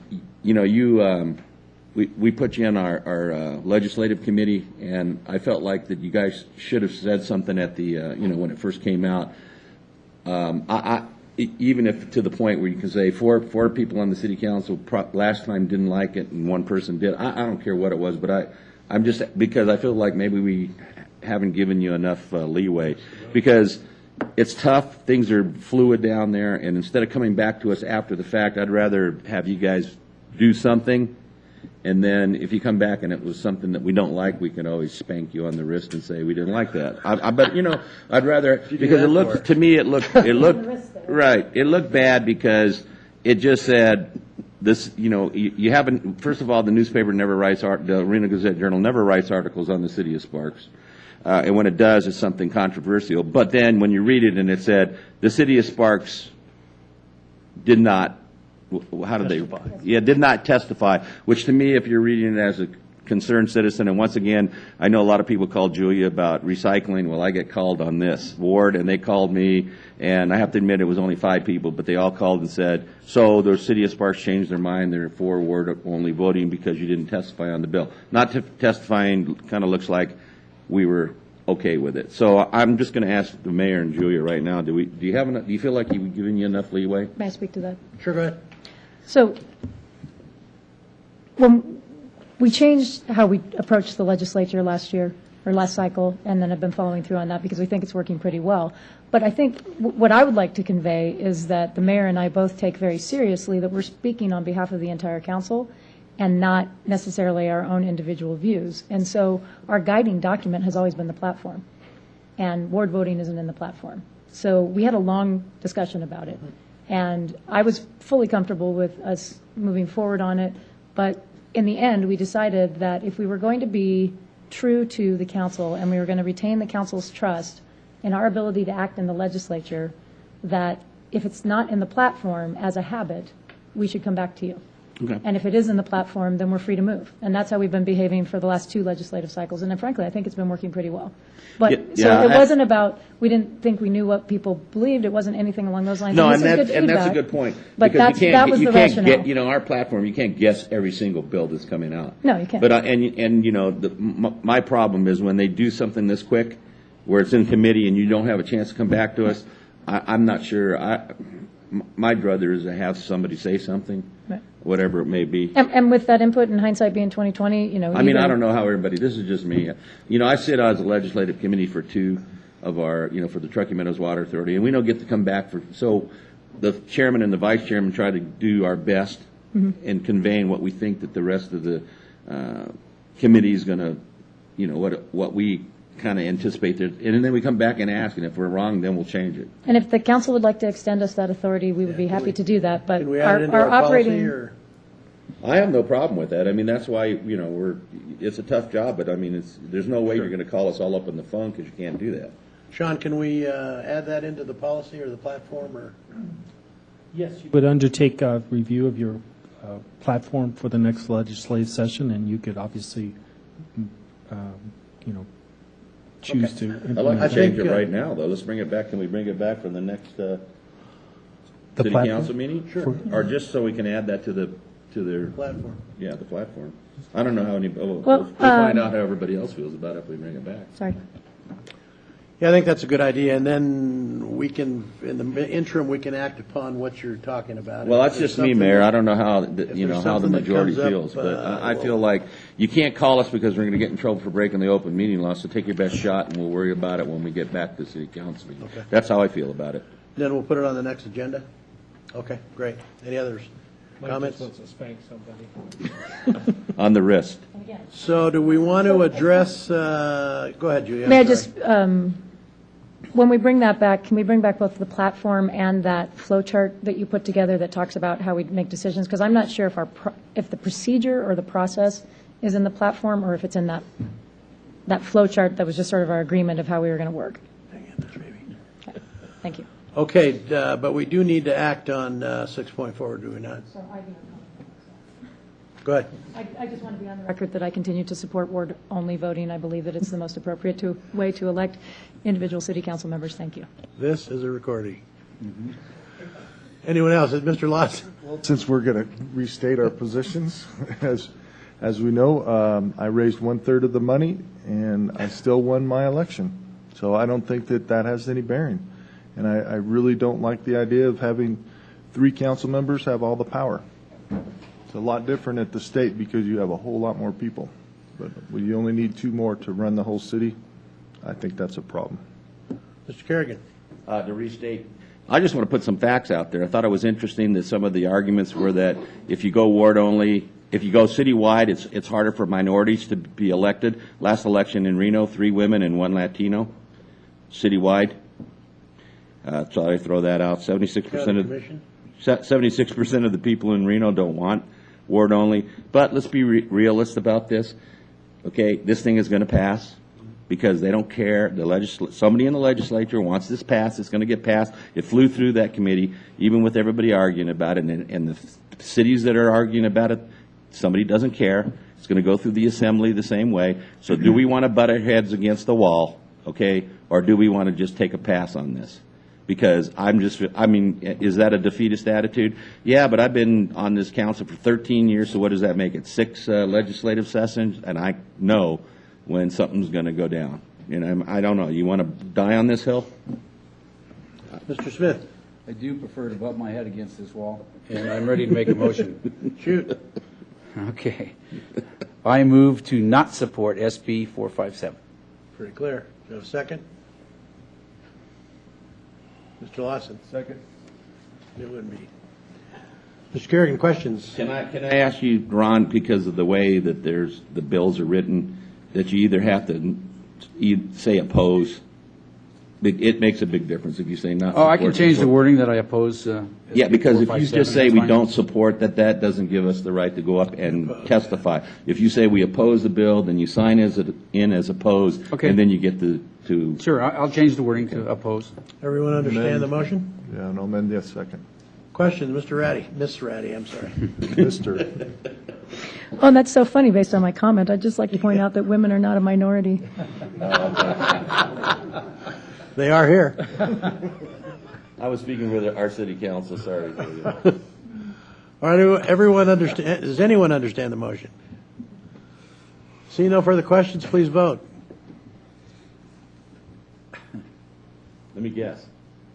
4-1? Passes 4-1, Ms. Ratty against. Okay, let's move on to 6.5 as a first reading. Thanks, Adam. Bill number 2656, an ordinance by the City of Sparks amending Title 20 of the Sparks Municipal Code to permit more than 5 residents receiving adult care in a residential district when permitted by building and fire codes and other matters properly related thereto. This is the first reading of Bill number 2656. The public hearing and second reading of this bill will be conducted at the regular City Council meeting on Monday, April 22nd, 2013. Public hearing items, planning and zoning. PCN 12010, public hearing, consideration and possible action on a master plan amendment and tentative approval of an amendment to a plan development handbook, Winfield Springs. Mr. Thompson, Mr. Thornley. Thank you again, Mr. Mayor. Tim Thompson, Senior Planner for the record. Along with me today is Doug Thornley, Assistant City Attorney. For your consideration today is a request to amend the Sparks Master Plan as well as the Wingfield Springs Plan Development Handbook. The master plan amendments would be to change the land use within the Wingfield Springs Plan Development, as well as to amend the handbook to create some additional villages. The developer has identified land that they believe is underdeveloped, and they would like to create these additional villages. It's important to point out that these that it would create about 70 new lots, and that that is less than the maximum 2,564 units that the handbook currently allows. So it would be more than the number that is currently entitled, however, less than the maximum amount within the Wingfield Springs handbook. The first would be a creation of a Village 17A, which would create 14 new lots designated as patio homes. That was approved by the Planning Commission. Village 19C, which would change the land, or I'm sorry, would a handbook amendment would be required. However, no master plan amendment would be required on this because it already exists as 4 dwelling units to the acre, and that would be another 12 patio homes. That was also approved at the Planning Commission. Village 27 would create an additional 8 lots. That did require a master plan amendment. That was also approved at the Planning Commission. Village 28 is already approved for 20 units. However, the land use designation has not been changed, and this was actually a request of staff that this be added into this amendment.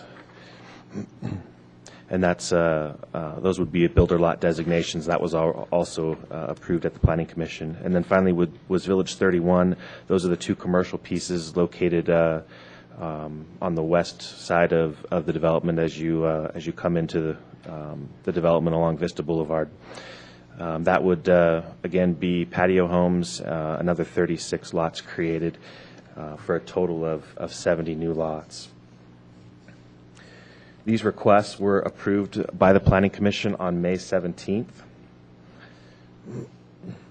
At the Planning Commission hearing, there was a great deal of public comment, specifically relating to open space and the parks, particularly Silverton Shores Park. In anticipation of questions from the City Council, staff conducted some research.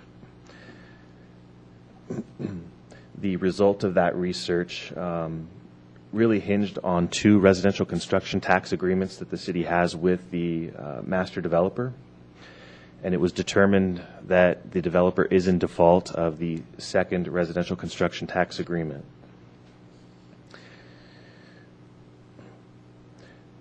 This is important because a PD is not only to provide flexibility with respect to zoning, but is also to provide a degree of certainty for the duration of the build-out of a development.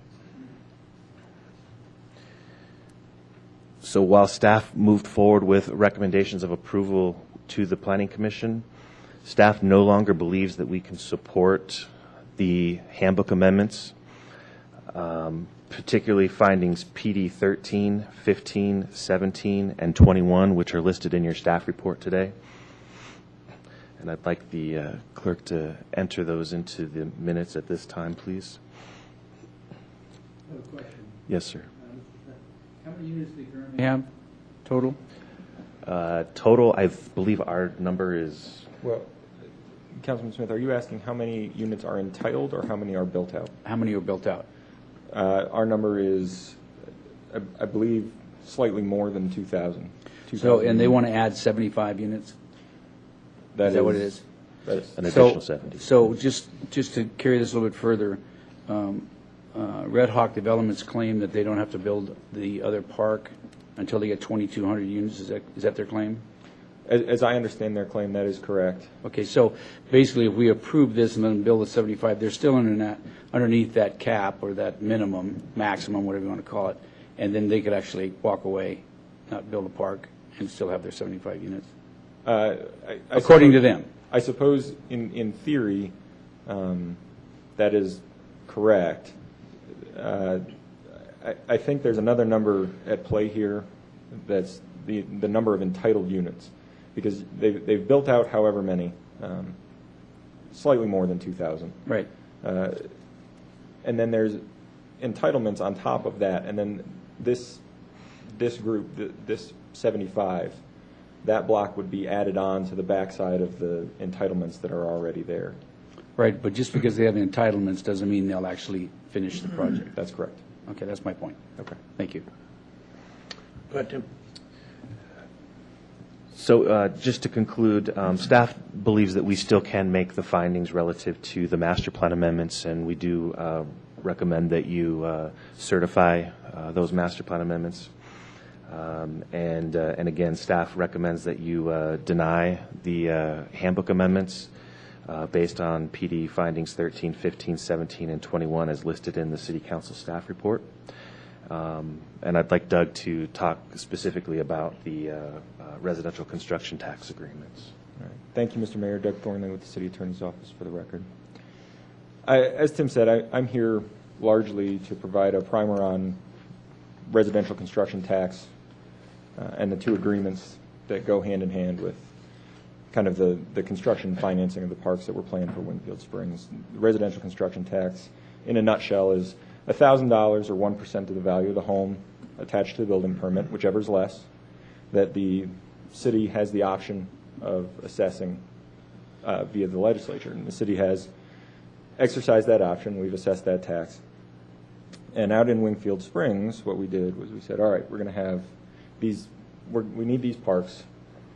And when we take in this residential construction tax, by law, it's required to go towards the construction of parks in new development and areas like that. So we established these park districts. Winfield Springs is Park District 3. In 1999, we entered into a reimbursement agreement for the first two parks out in Winfield Springs, and then a credit agreement for the remaining three, for a total of 5 parks. The first agreement was for $750,000 total, contemplated, like I said, 2 parks. And that $750,000 was generated by the collection of the residential construction tax on the first 750 building permits in the development. That really went pretty swimmingly. They built the first park, Pogo Ray Park, or I think commonly known as Red Hawk Park. It was supposed to be completed by the 350th building permit. I don't know for sure whether or not it was, but it is completed, and Red Hawk Land Company did file for reimbursement on the residential construction tax credits that were collected as they were allowed to under the credit agreement. They were reimbursed $302,000 and change. The agreement called out a maximum value of the park that they would be reimbursed, $350,000. In there, when we were auditing it and getting squared up at the end, we determined that Red Hawk had erroneously claimed $59,000 in change, almost $60,000 in credit against the second agreement while they were building this first park. They weren't nearly into the second agreement, which started to take shape after the 751st building permit. So the amount that they were reimbursed, or that they had claimed, was reduced by nearly $60,000 to get that squared up. So they were allowed to keep the credit, but they weren't reimbursed doubly, essentially. I know in a letter that was sent to you by Red Hawk, they made mention of that, and I wanted to touch on it very briefly. The credit agreement in Section 2, Subpart L, it provides for the appeal of administrative decisions related to the reimbursement agreement within 10 days of the actual decision. Obviously, that's long since passed. But the option was there if they had felt they were wronged by that reduction to take care of it at that juncture. The second park is a little bit more interesting, not quite as dry. It's the Rose Garden Park.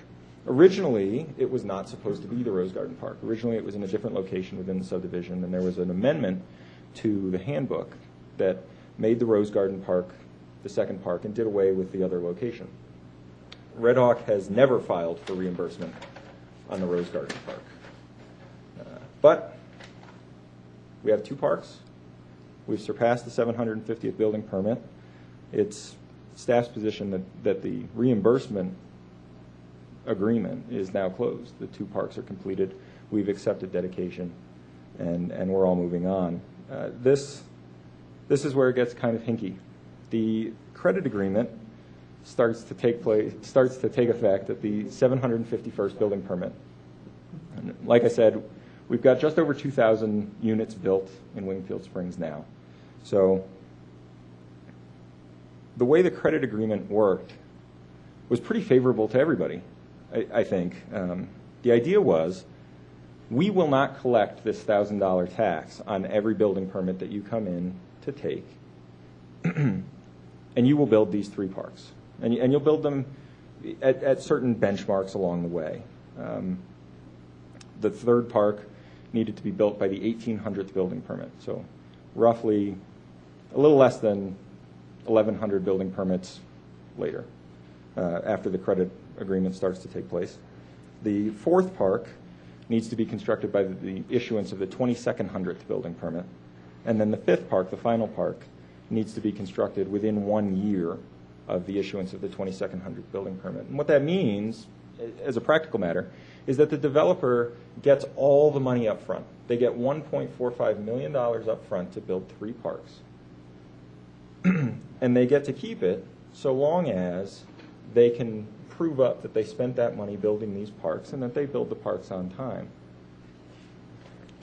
Where the trouble is, where the breach is that we haven't gotten any parks. We have a little more than 2,000 units built out there. But after the dedication of the Rose Garden Park, Red Hawk Land Company has failed,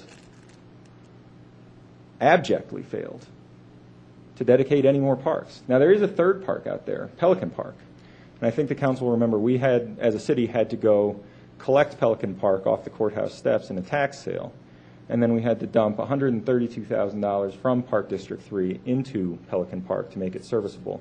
And I believe we spent about $70,000 more in staff time, in labor, to get that construction work done. Unfortunately, I think at the time we had determined that couldn't come out of Park District 3. Is that correct? So, as I understand... So that came out of general fund? I believe it did, yes. The difficulty from our perspective now is that that's a breach right there. We're done. Now, this Silverton Shores Park, had Park 3, had Pelican been delivered on time and per the conditions of the agreement, Silverton Shores Park would not yet be due. It would be due upon the issuance of the 2200th building permit. As I understand the applicant's argument, their position is essentially, well, there is a third park out there, so no harm, no foul. I think that that's a drastic oversimplification of the issue. The real harm here is that because we entered into this agreement, because we agreed to issue credit against these building permits in order to allow Red Hawk Land Company to build these parks, the city finds itself now in a position where we haven't collected tax revenue into Park District 3, and we lack the ability to go build these parks. So if, as Councilman Smith pointed out, they determined that, hey, economically we're going to walk away from this, we're left in a position where we either have to pursue them actively to get the money back, or we have to come up with some explanation for why the parks aren't going to be built.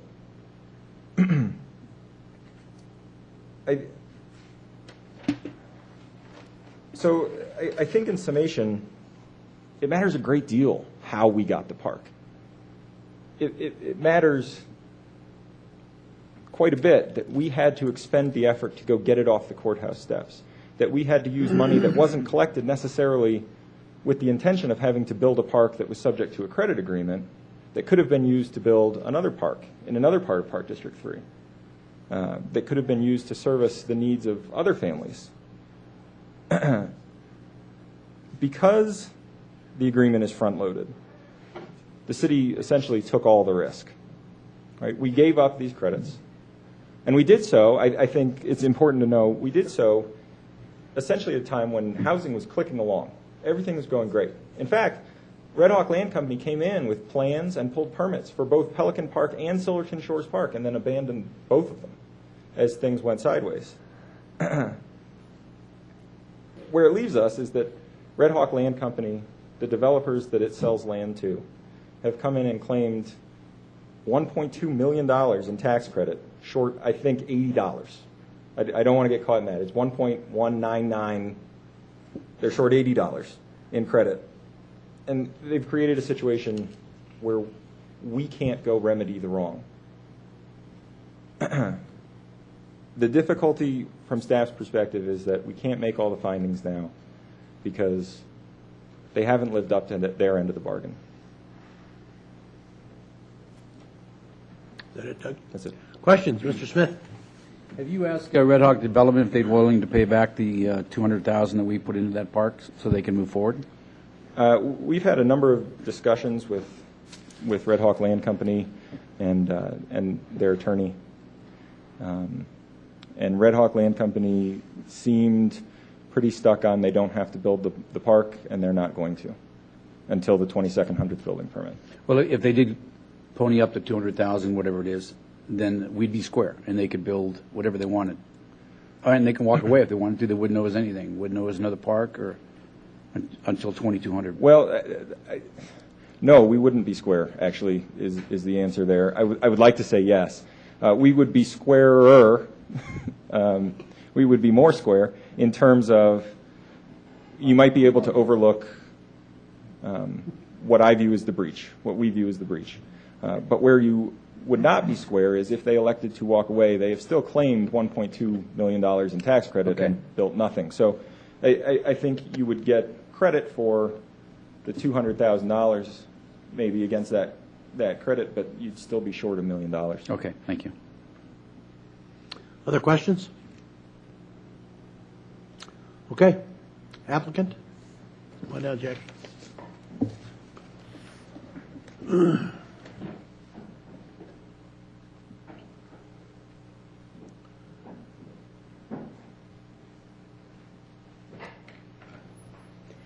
Good afternoon, Mayor, members of the council. I'm Jackie Sino here on behalf of Red Hawk Land Development, and I appreciate the opportunity to have these amendments considered before you this afternoon.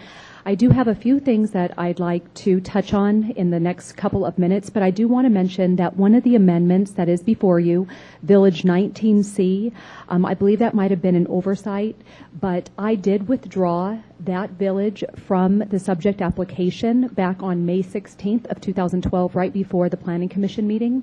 The remainder of the amendments before you, though, are current, and I am proposing amendments as the remainder that were listed in the staff report, absent of Village 19C. Just a little bit of history. I've been working with staff over the last almost 2 years more particularly about the last year and a half. We've had numerous meetings, numerous discussions on the subject amendments before you. When I was scheduled to go before the Planning Commission on May 17th of last year, there was a lot of public testimony that came forth, concerns about a few of the amendments that I chose to withdraw. And staff and I discussed it. I was very forthright, and I have been transparent with staff. And I did take into consideration some of the concerns, and that staff said, Jackie, we will not be able to support those amendments in the handbook or for master plan. So I went ahead and removed them from the application. At that Planning Commission meeting, there was public testimony. However, a majority of the public testimony was geared towards the amendments that I decided to remove. From that time, I was given a unanimous approval from the Planning Commission. I went forward to Regional, also had approval. And then these issues began to come forth from staff regarding the parks. I have done numerous research. I have worked with staff very diligently over the last several months. As succinctly as I possibly can be, I do not agree that we are in default of the parks agreement. That is the position of Red Hawk, was presented as clearly as I was able to present it in the letter that I did submit, and I believe that you have a copy of that in your packet. The letter may have come forth firm, but I did not mean to be offensive in any capacity, but I wanted to be as clear and as transparent as possible in our position. Very briefly, with Silverton Park, there are thresholds in those two parks agreements. 5 parks were contemplated, as you are all aware. The first agreement, there is not an issue with that. However, with the second agreement, there are 3 parks that are currently built at Wingfield Springs. With Silverton Park, I disagree with what Mr. Thorley had mentioned, that we do not and do not intend to build Silverton Park. We fully intend to comply with our obligations and the terms of the agreement. However, not before certain time and thresholds are reached. And respectfully, I say that being very, very clear and hopefully very transparent. The design of Silverton Shores does have to be submitted prior to the 1800th building permit, and it was. Construction must be complete by the 2200 building permit. We have done our own research and have been very diligent in going into every single permit that's been pulled. We have to date 1,999 lots that we have developed. We have not hit that threshold for the completion of Silverton Park. So respectfully, I really do appreciate that these amendments have now come before you. I'm hoping to be able to move forward with an approval, and I'm here to be able to listen and be able to answer questions. Thank you. Thanks, Jackie. Questions? Mr. Kerrigan. Yeah, Ms. Sina, I just wanted to know what Red Hawk's feeling about Pelican Park is. Mm-hmm. Pelican Park, as you know, we came to be partners and took on the project and the entire development a few years ago. We were not involved at the time that Pelican Park was built. I understand now from history that I'm being told that there were certain standards that Pelican was not built in compliance with. However, I disagree that there is no park there. There is a park. So you're still saying that that is one of the 3 parks? Yes, I am. Even though the city had to take it over and build it ourselves, basically? Yes. Okay, thank you. Thank you. Mr. Schmidt. Thank you, Mr. Mayor. Jackie, thanks for coming and bringing us forward. You guys have done a great project in the city of Sparks. We respect your project, but for me as an accountant, there's 2 things I look at, assets and liabilities. Mm-hmm. That's the 2 things where I go from it. And so you've built out 1,999. Staff says 2,000. Let's just 2,000 homes. Or in that 2,000 homes, $2 million are credits are on the table. Correct? Because you have to have $1,000 a house, so 2,000 homes. That's $2 million, right? The math checks out, but the agreement is only for $1.45 million worth of tax credit. Yes. So how do we go from 2 million collected that it's only worth 1.4? Well, not every permit pulled is actually worth $1,000. It's 1,000 or 1%, whichever is less. So 1,000 is a nice, easy round number. So there's houses out there less than $1,000 or 100,000? I don't know exactly the rate at which it's collected against. I don't know the rate at which it's assessed. I guess I do know the rate at which it's assessed. I just told you what it was. The difficulty, I think the shortfall is that the $1.45 million accrues from the 751st building permit through the 2200th, and the difference between that and the $2 million is made up in the front-end reimbursement agreement. That's the answer. You totally lost me. Okay.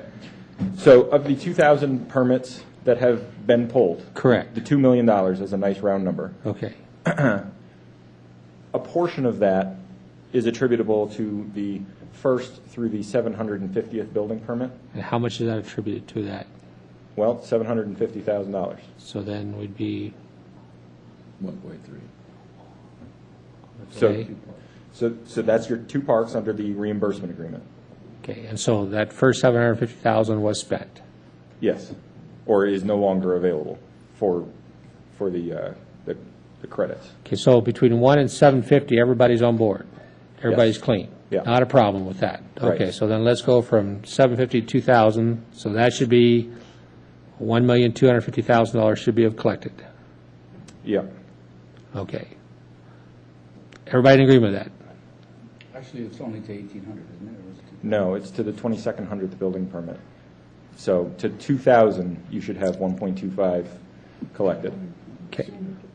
So, I mean, we disagree with the number that's thing, but let's just use 2,000 as a number right now. So that would be 1,250 homes, should be $1.25 million collected or escrowed for that Well, purpose. if we were collecting it, we're not actually collecting the I tax, understand. so it's It's an asset. right. Should be on the asset side. Okay. So on the liability side, we agree we got 2,000 homes. We agree that it should be 1.25. How much money came in from 750 to 2,000 to build the parks? How much money was spent? Well, in terms of how much was claimed in credits, the answer is $1.199 million in credits were issued. So of the 1.25, 1.199 has been issued out as credit. So we're a $60,000 problem? $1.2 million, so 50,000 left. Yep. Round numbers. Mm-hmm. So $50,000 difference here? There's $50,000 left in terms of credits. I think I might be able to add something clear. Yeah, I thought I had this figured out till now.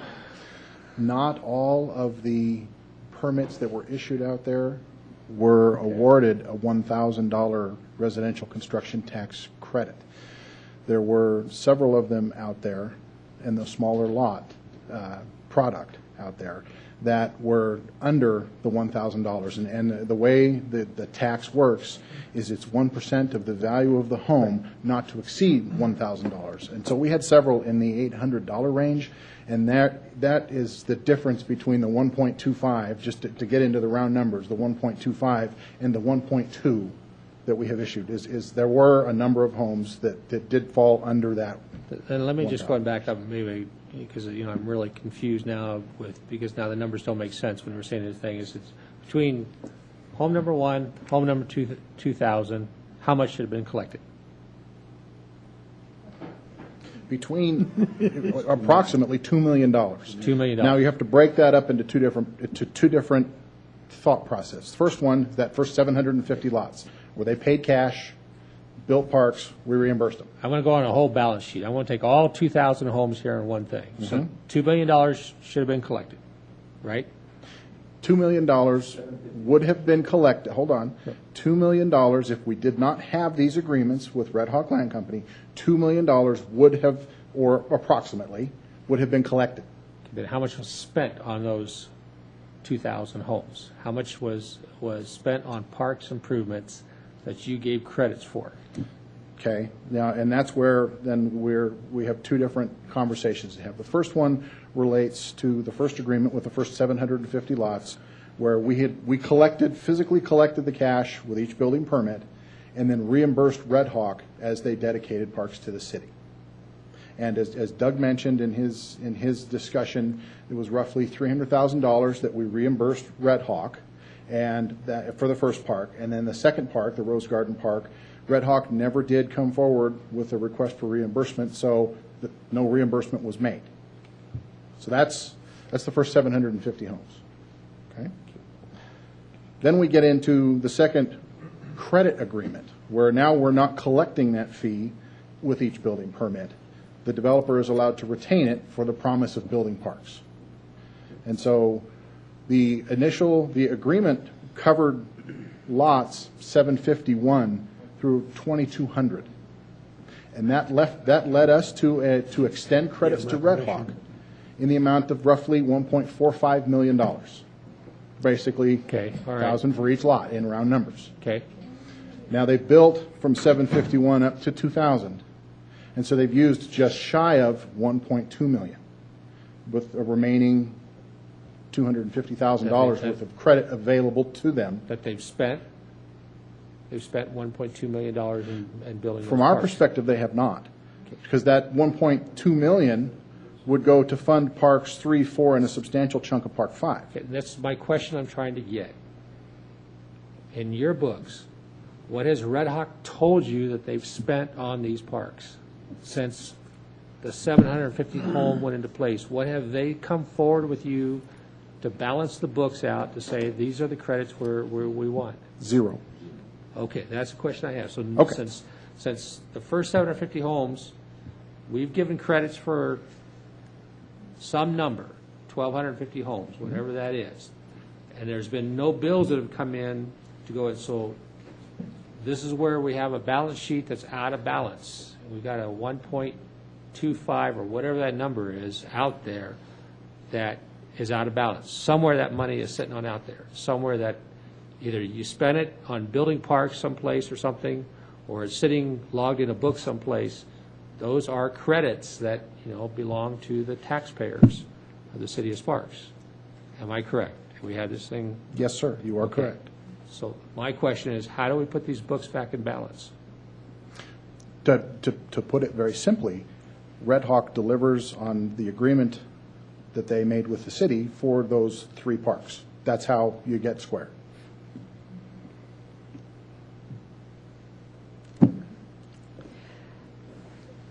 If you don't mind, if I can just take a couple of minutes and just add to. Please take as long what- as you need to go and make sure, I want to make sure, because What I'm Sean trying had- to get everything straight on exactly what's going on, and I want to Okay. take as long as you need to explain. Okay, thank you. There are 2 agreements, 2 parks agreements. The first agreement, park agreement number 1, is a reimbursement, a cash reimbursement agreement. Park agreement number 2 is a tax credit agreement.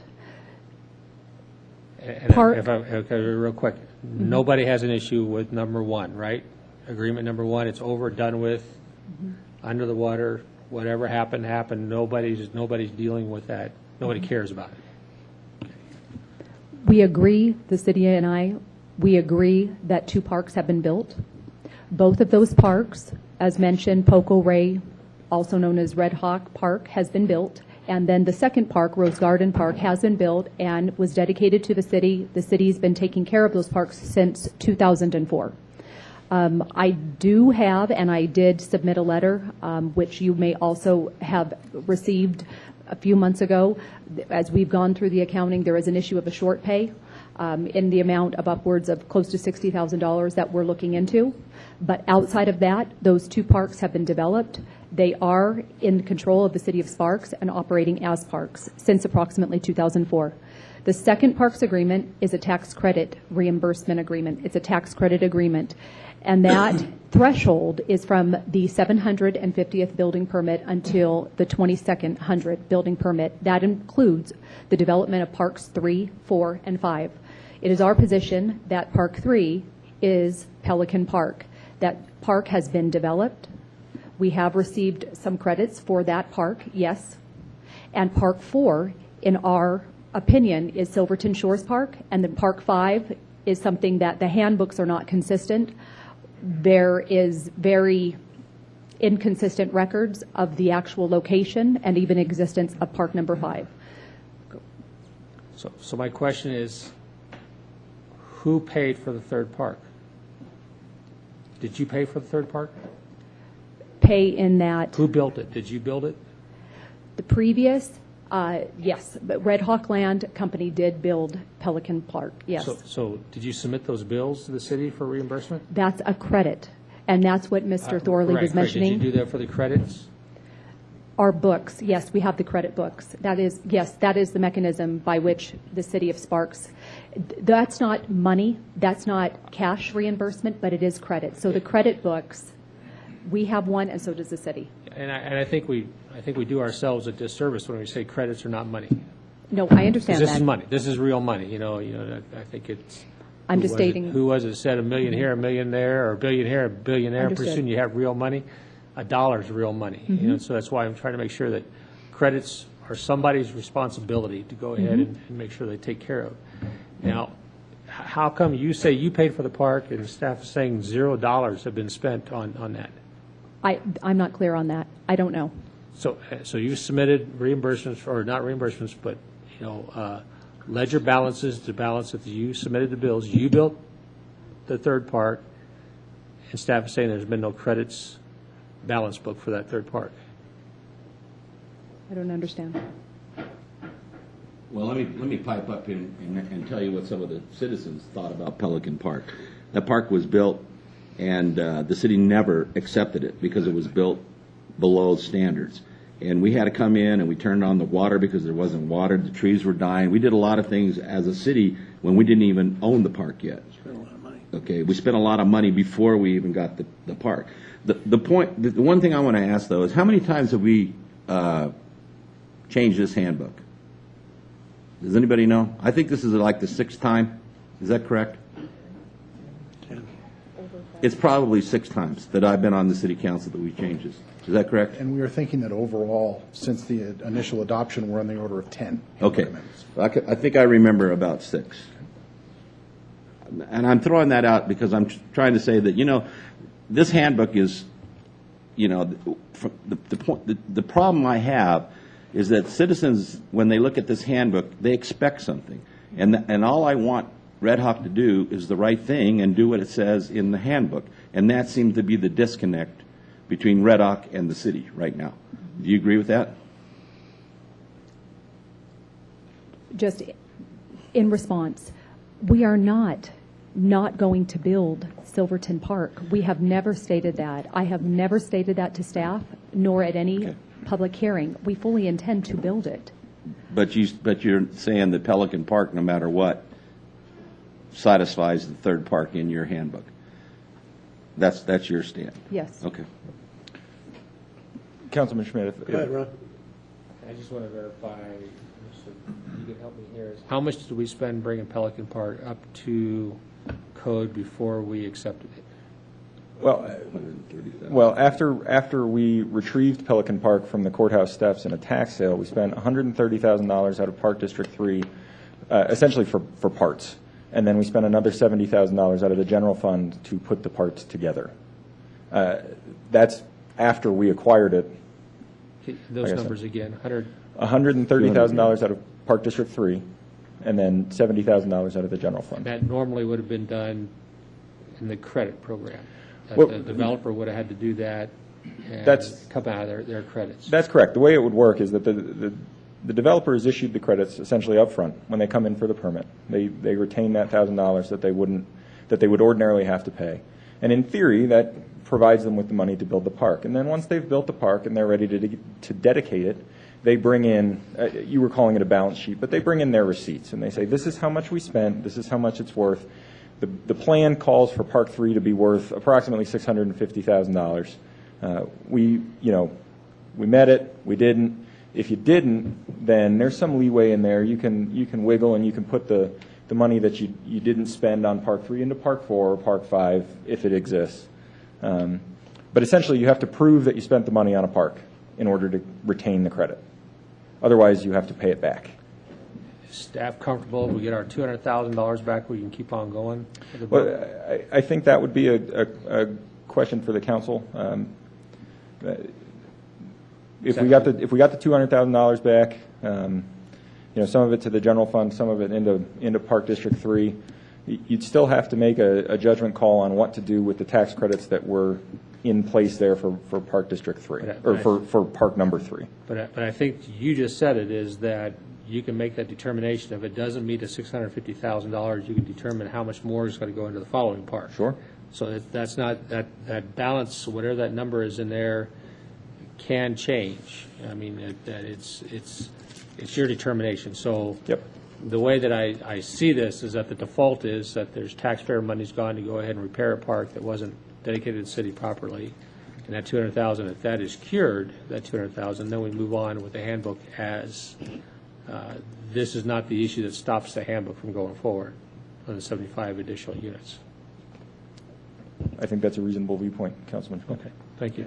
Ready. Sorry to go through all that. I'm just, I want to make sure I get the numbers correct. And thank you, Jackie, for your time. I appreciate it. Ms. Ratty. I have an additional number question, Doug, so I don't think you probably want to go too far. So the park number 3, did Red Hawk submit a value to request in credit for building that park, and then we rejected it? No, So not to my knowledge. That never happened. No. In fact, as I understand it, Pelican Park, Park number 3, never actually even got very close to being dedicated because it was never hooked up to potable water. So is it likely that we have a park that's worth only $200,000 as opposed to $650,000? I could not speak as to the value of the You park. sort of see where I'm going. I mean, did they do $400,000 worth of work and we had to come in and finish it, or? I do see what you're saying. So they had some value in it? I have no idea what the park looked like. But more when we importantly, came they never submitted that value Right. to us to offset those credits, kind of going back to the balance sheet model. out. That's correct. We've never received a submission regarding. So I just want to make sure that I'm clear that I understand this. So that 1.25, I mean, this is really the crux of the problem, is that 1.25 million was never collected. Anybody else comes in and wants to build a house, they have to give us $1,000. Yes. But in this case, we have an agreement. We say, no, you don't have to give us that $1,000. You have that money, build these parks. Yes. So if we were going to get to a place where we could move forward, we'd be looking for $650,000, not $200,000. It cost us $200,000 to bring it up to some standard. Right. But it may not still be the $650,000 park that was originally contemplated. Well, I think that's accurate. Like I said, there's some wiggle room in the agreement. You can assign unused value to other parks.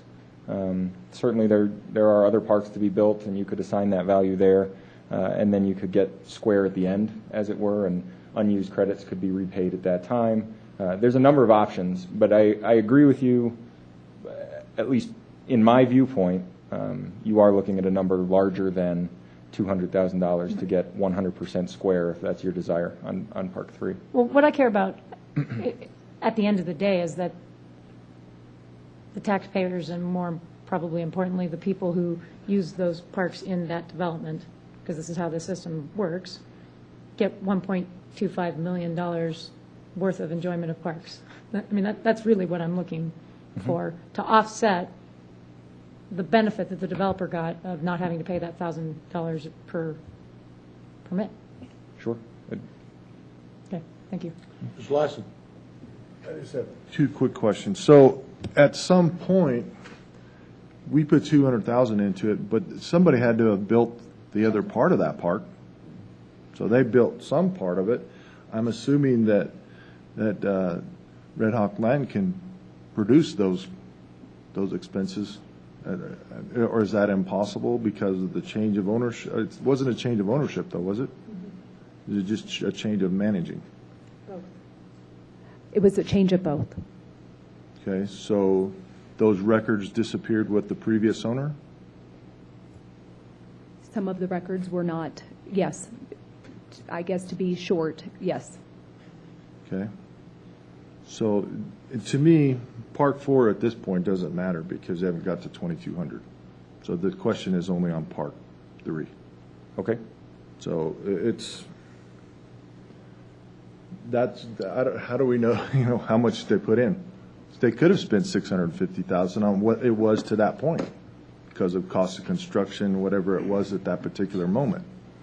But we know that we're out $200,000. We can prove that part. That's true. Okay. Thank you. Smith. It really doesn't matter what they put into it. We had to put 200,000 into it to bring it up to code, right? That is my position. Yeah. It wasn't conveyed properly under the agreement. It wasn't. It was never dedicated. It wasn't acceptable. And it wasn't condition. acceptable in the condition that it arrived in. Okay. Okay, any other questions for staff or for the applicant? Okay, this is a public hearing. Did the applicant have? Are you? Anything else? No, thank you, Good, though. okay. Thank you. Okay, this is a public hearing. Go ahead. No public hearing yet? Sorry for the interruption, but there's one. Pardon the interruption. I don't think I've done this yet either. For the record, Neil Kreutz, Deputy City Manager for Community Services. The agreement does require, in order for the developer to ultimately enjoy use of those credits, that they provide a full and complete and defensible accounting of how those dollars were spent, or they are required to reimburse the city to make the city whole. And you just heard the developer tell you they are unable, at least with respect to Pelican Park, to do that. To me, representing what amounts to an irreparable breach, and not something that we can resolve as simply as pay us back the $200,000 and we'll call it good. That, I think, would be, in my opinion, a mistake to take that approach. Mr. Schmidt? Thank you, Mr. Mayor. And Neil, I fully understand. The agreement says this, okay? I don't think the agreement ever contemplated that somebody couldn't provide, their receipts for what they did to go and do something. And in the spirit of getting this thing resolved, there is a way with our professional staff to go out there and say, yeah, because of this, and this, we can see that, there was money spent here. Everybody agreed with that, there's money spent. I believe that can become a negotiation between the developer and staff on how much money was truly spent, on how much the park is worth today, minus how much we had to put into it. But we can do those things. I mean, I understand what the agreement says, you have to have the receipts to prove on it. But if we hang up on that, we're never going to get this issue resolved. And I think the bottom line here, what everybody wants, is that they want, Red Hawk to be completed and a fabulous place to live, and the taxpayers made whole. And once that's all done, I think we can do that. Now, if we have to go and do a little bit different way of coming up to those numbers, to everybody agree upon, I think we can do that. I mean, I'm not so hung up with it, they provide you with the receipts, as I am finding out the value of the park, what it's worth today, and what did we have to do to get it to that worth of there, and then take a stepping stone from there and move forward. Try to find a way to make this resolution, because I don't want to see, Red Hawk stopped in their tracks here. I want to see them get their approvals for their 75 units, but my responsibility belongs to the taxpayers to make sure the taxpayers get the product they say they're going to. And, this is ultimately Mr. Kerrigan's ward. He's dealing with this day in and day out. He's doing it. I'm going to take advice from him, but I'd like to see a solution where this thing's worked out and, the thing moves forward where everybody can get done. And one last question. Yes, sir. We no longer do this practice? No, sir. We take the cash and we hold the cash, the developer builds, and we reimburse. Thank you. Okay, this is a public hearing item. Whoops, it's not yet. If you would indulge me one more time. For me, what this boils down to is we have a developer that was granted a certain level of entitlements by the city. Granted, it was back in the early 1990s. You were entitled to build 2,400, whatever that number is, in homes. Part and parcel to that entitlement came these two residential construction tax agreements, one a reimbursement agreement and one a credit agreement. And from the perspective of the staff, they are not complying with the reimbursement agreement. with the credit agreement. And you put that alongside of, now we have the developer in front of the city asking for additional entitlements. And it is your staff's opinion that those additional entitlements should not be granted until we are square on the residential construction tax agreements. So taking off from your point, Councilmember Schmidt, I would suggest perhaps that prior to granting any sort of additional entitlement approval, that I would ask you to send a message to the developer, get square on the agreements with the staff and on the accounting as you have suggested, and then perhaps it might be right for the City Council to revisit the question, but it would be my opinion not until such time. Mr. Schmidt. Thank you, Mr. Mayor. And Neil, I can't agree with you more. I don't think there's any reason to continue to talk about the entitlement phase on this until we've got the books balanced in some form or another. I mean, don't get me wrong there. I mean, I'm not saying that we need to go entitlement. I think this is an issue that needs to be resolved before the entitlement issue comes forward. I don't think we can, in good conscience, bring this entitlement forward until this money issue is resolved. And so, thank you. I wasn't thank you for that clarification. That at all. That's where I was making an assumption. So be flexible in the negotiations on figuring something out. Okay, this is a public hearing item, so I'd like to do a public hearing today. Will I still remember what it's about? Yeah, good. Can it wait till after the public hearing? I just want a quick clarification for Neil. So we're really only talking about Park 3 because they haven't hit the threshold for Park 4. So there's no expenditure needed at this time. I forgot. Am I understanding this correct? we are talking about, actually, I think we are talking most specifically about a rectification of expenditures on Park 3, and then we have to unwind what happened to Park 5. Mm-hmm. And that's, I think clouding the issue probably on both sides of the table is we've had a change in people that were involved in the discussions that went forward. So I think we would want to clear up Park 5, its status. And from a staff perspective, we would like to see all of this memorialized, if you will, in an amendment to that agreement. That then, once we've agreed on what the negotiation is, we write an amendment that says this is what the negotiation is, and these are the specific steps forward to conclude the agreement. So there's no Park 5. If they never get to 2,200, there is no Park 5. If they get to 2,199, there'll never be a Park 5. Understood. However, there is a Park 5 contemplated in that agreement. And then there are thresholds that and I understand your point. They may never trip that. I completely understand that. But we have a park referenced in an agreement with a developer that has fallen out of the handbook. So I think that as part of this, let's square that up so that we have agreement between the entitlement controlling document and the document that controls how we reimburse and how they use credits.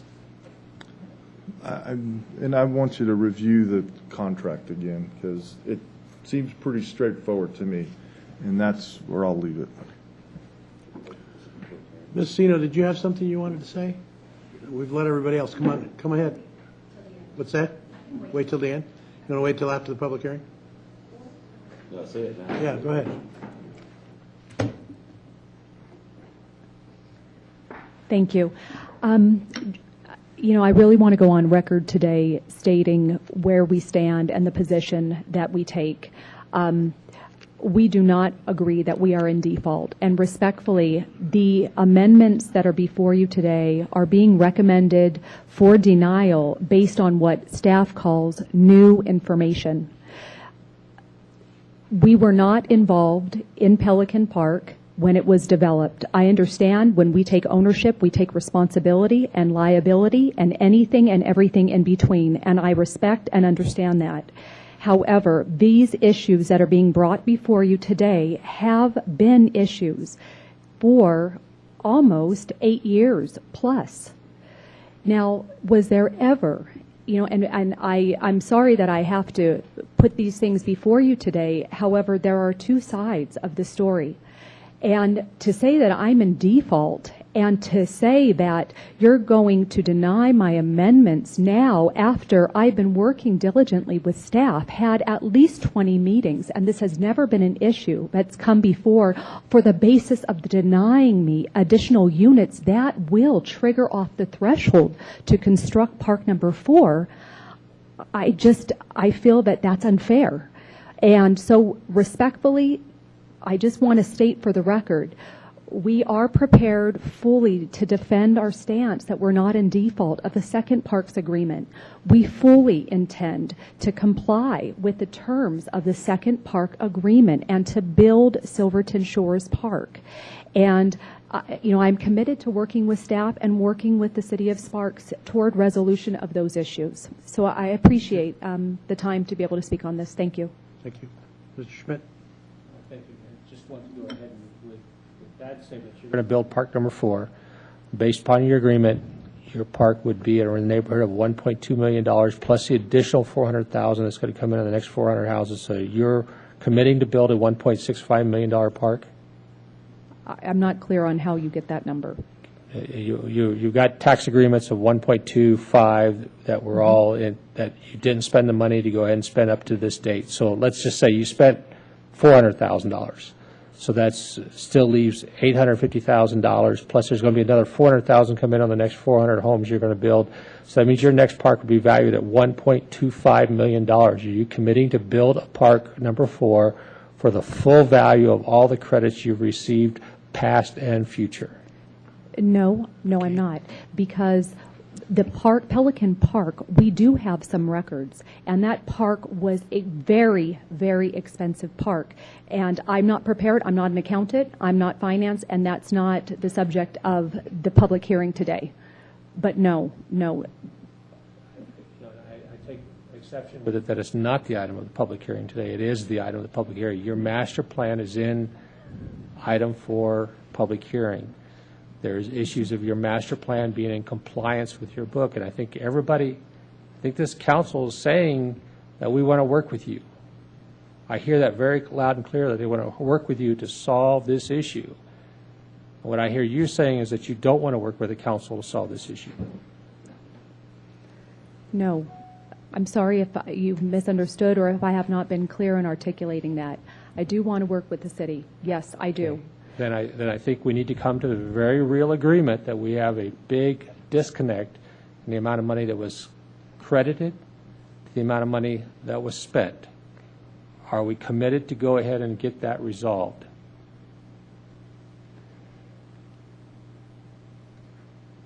We don't agree that we're in default, so we have a fundamental difference there.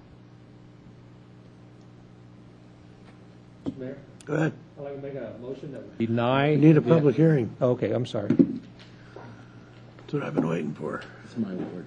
Oh, I'm sorry. Never mind. This is a public hearing item. Anyone in the public like to speak to this particular agenda item? Seeing none, I'll bring it back to council for action. Any questions for the staff or for applicant? Mr. Kerrigan. Thank you, Mayor. Seeing that this is my ward and I've been close to this for the last 13 years, there is a disconnect. And the reason I ask is how many times did we change the handbook? It's not that we're bad neighbors either. The city has changed the handbook numerous times because that's what the developer wanted. But once you have a handbook, the one thing you have to remember is that people that buy houses in Wingfield Springs, they look at this too and they say, hey, I'm buying a house next to a park. If the park isn't there, they get upset about that. And guess who gets to hear that? I do, because I'm the representative. There is a big disconnect. This is what I'm afraid of. If we approve this today, nothing will get solved. Okay, it'll be approved, the handbook will change, and the park issue will go away. If we deny it, I'm afraid that it's going to go and some district court judge is going to take care of it for us, and I don't want it to go there. So with that being said, I think the smartest thing to do is to tell staff and Wingfield to work this thing out, and the best way I can do that is to say I want to make a motion to table this, which is neither a denial and it's not an approval. We'll put it on the table with the caveat that staff and Wingfield work it out, and that's my motion. Do I have a second, Ms. Ratty? Second. Okay, we have a motion by Mr. Kerrigan, seconded by Ms. Ratty, to table this particular agenda item. Any further discussion or questions? Okay, seeing none, please vote. Passed unanimously. Okay. Thank you. Okay, do we need a closed door session, Scary? Yes, sir. We do. Bonus. I would add, Mr. Mayor, that you won't be returning. We will not? You will not be returning, just that we need you to meet and confer regarding labor negotiations. Okay, need a motion then. Do you have a motion to conduct a closed door session? Second. Moved by Councilwoman Ratty, seconded in the first by, I believe, Mr. Lawson. All in favor, say aye. Aye. Opposed? Passed unanimously. With those that were paying attention. Comments from the City Council or City Manager? Comments from the public? Seeing no further business, we are adjourned.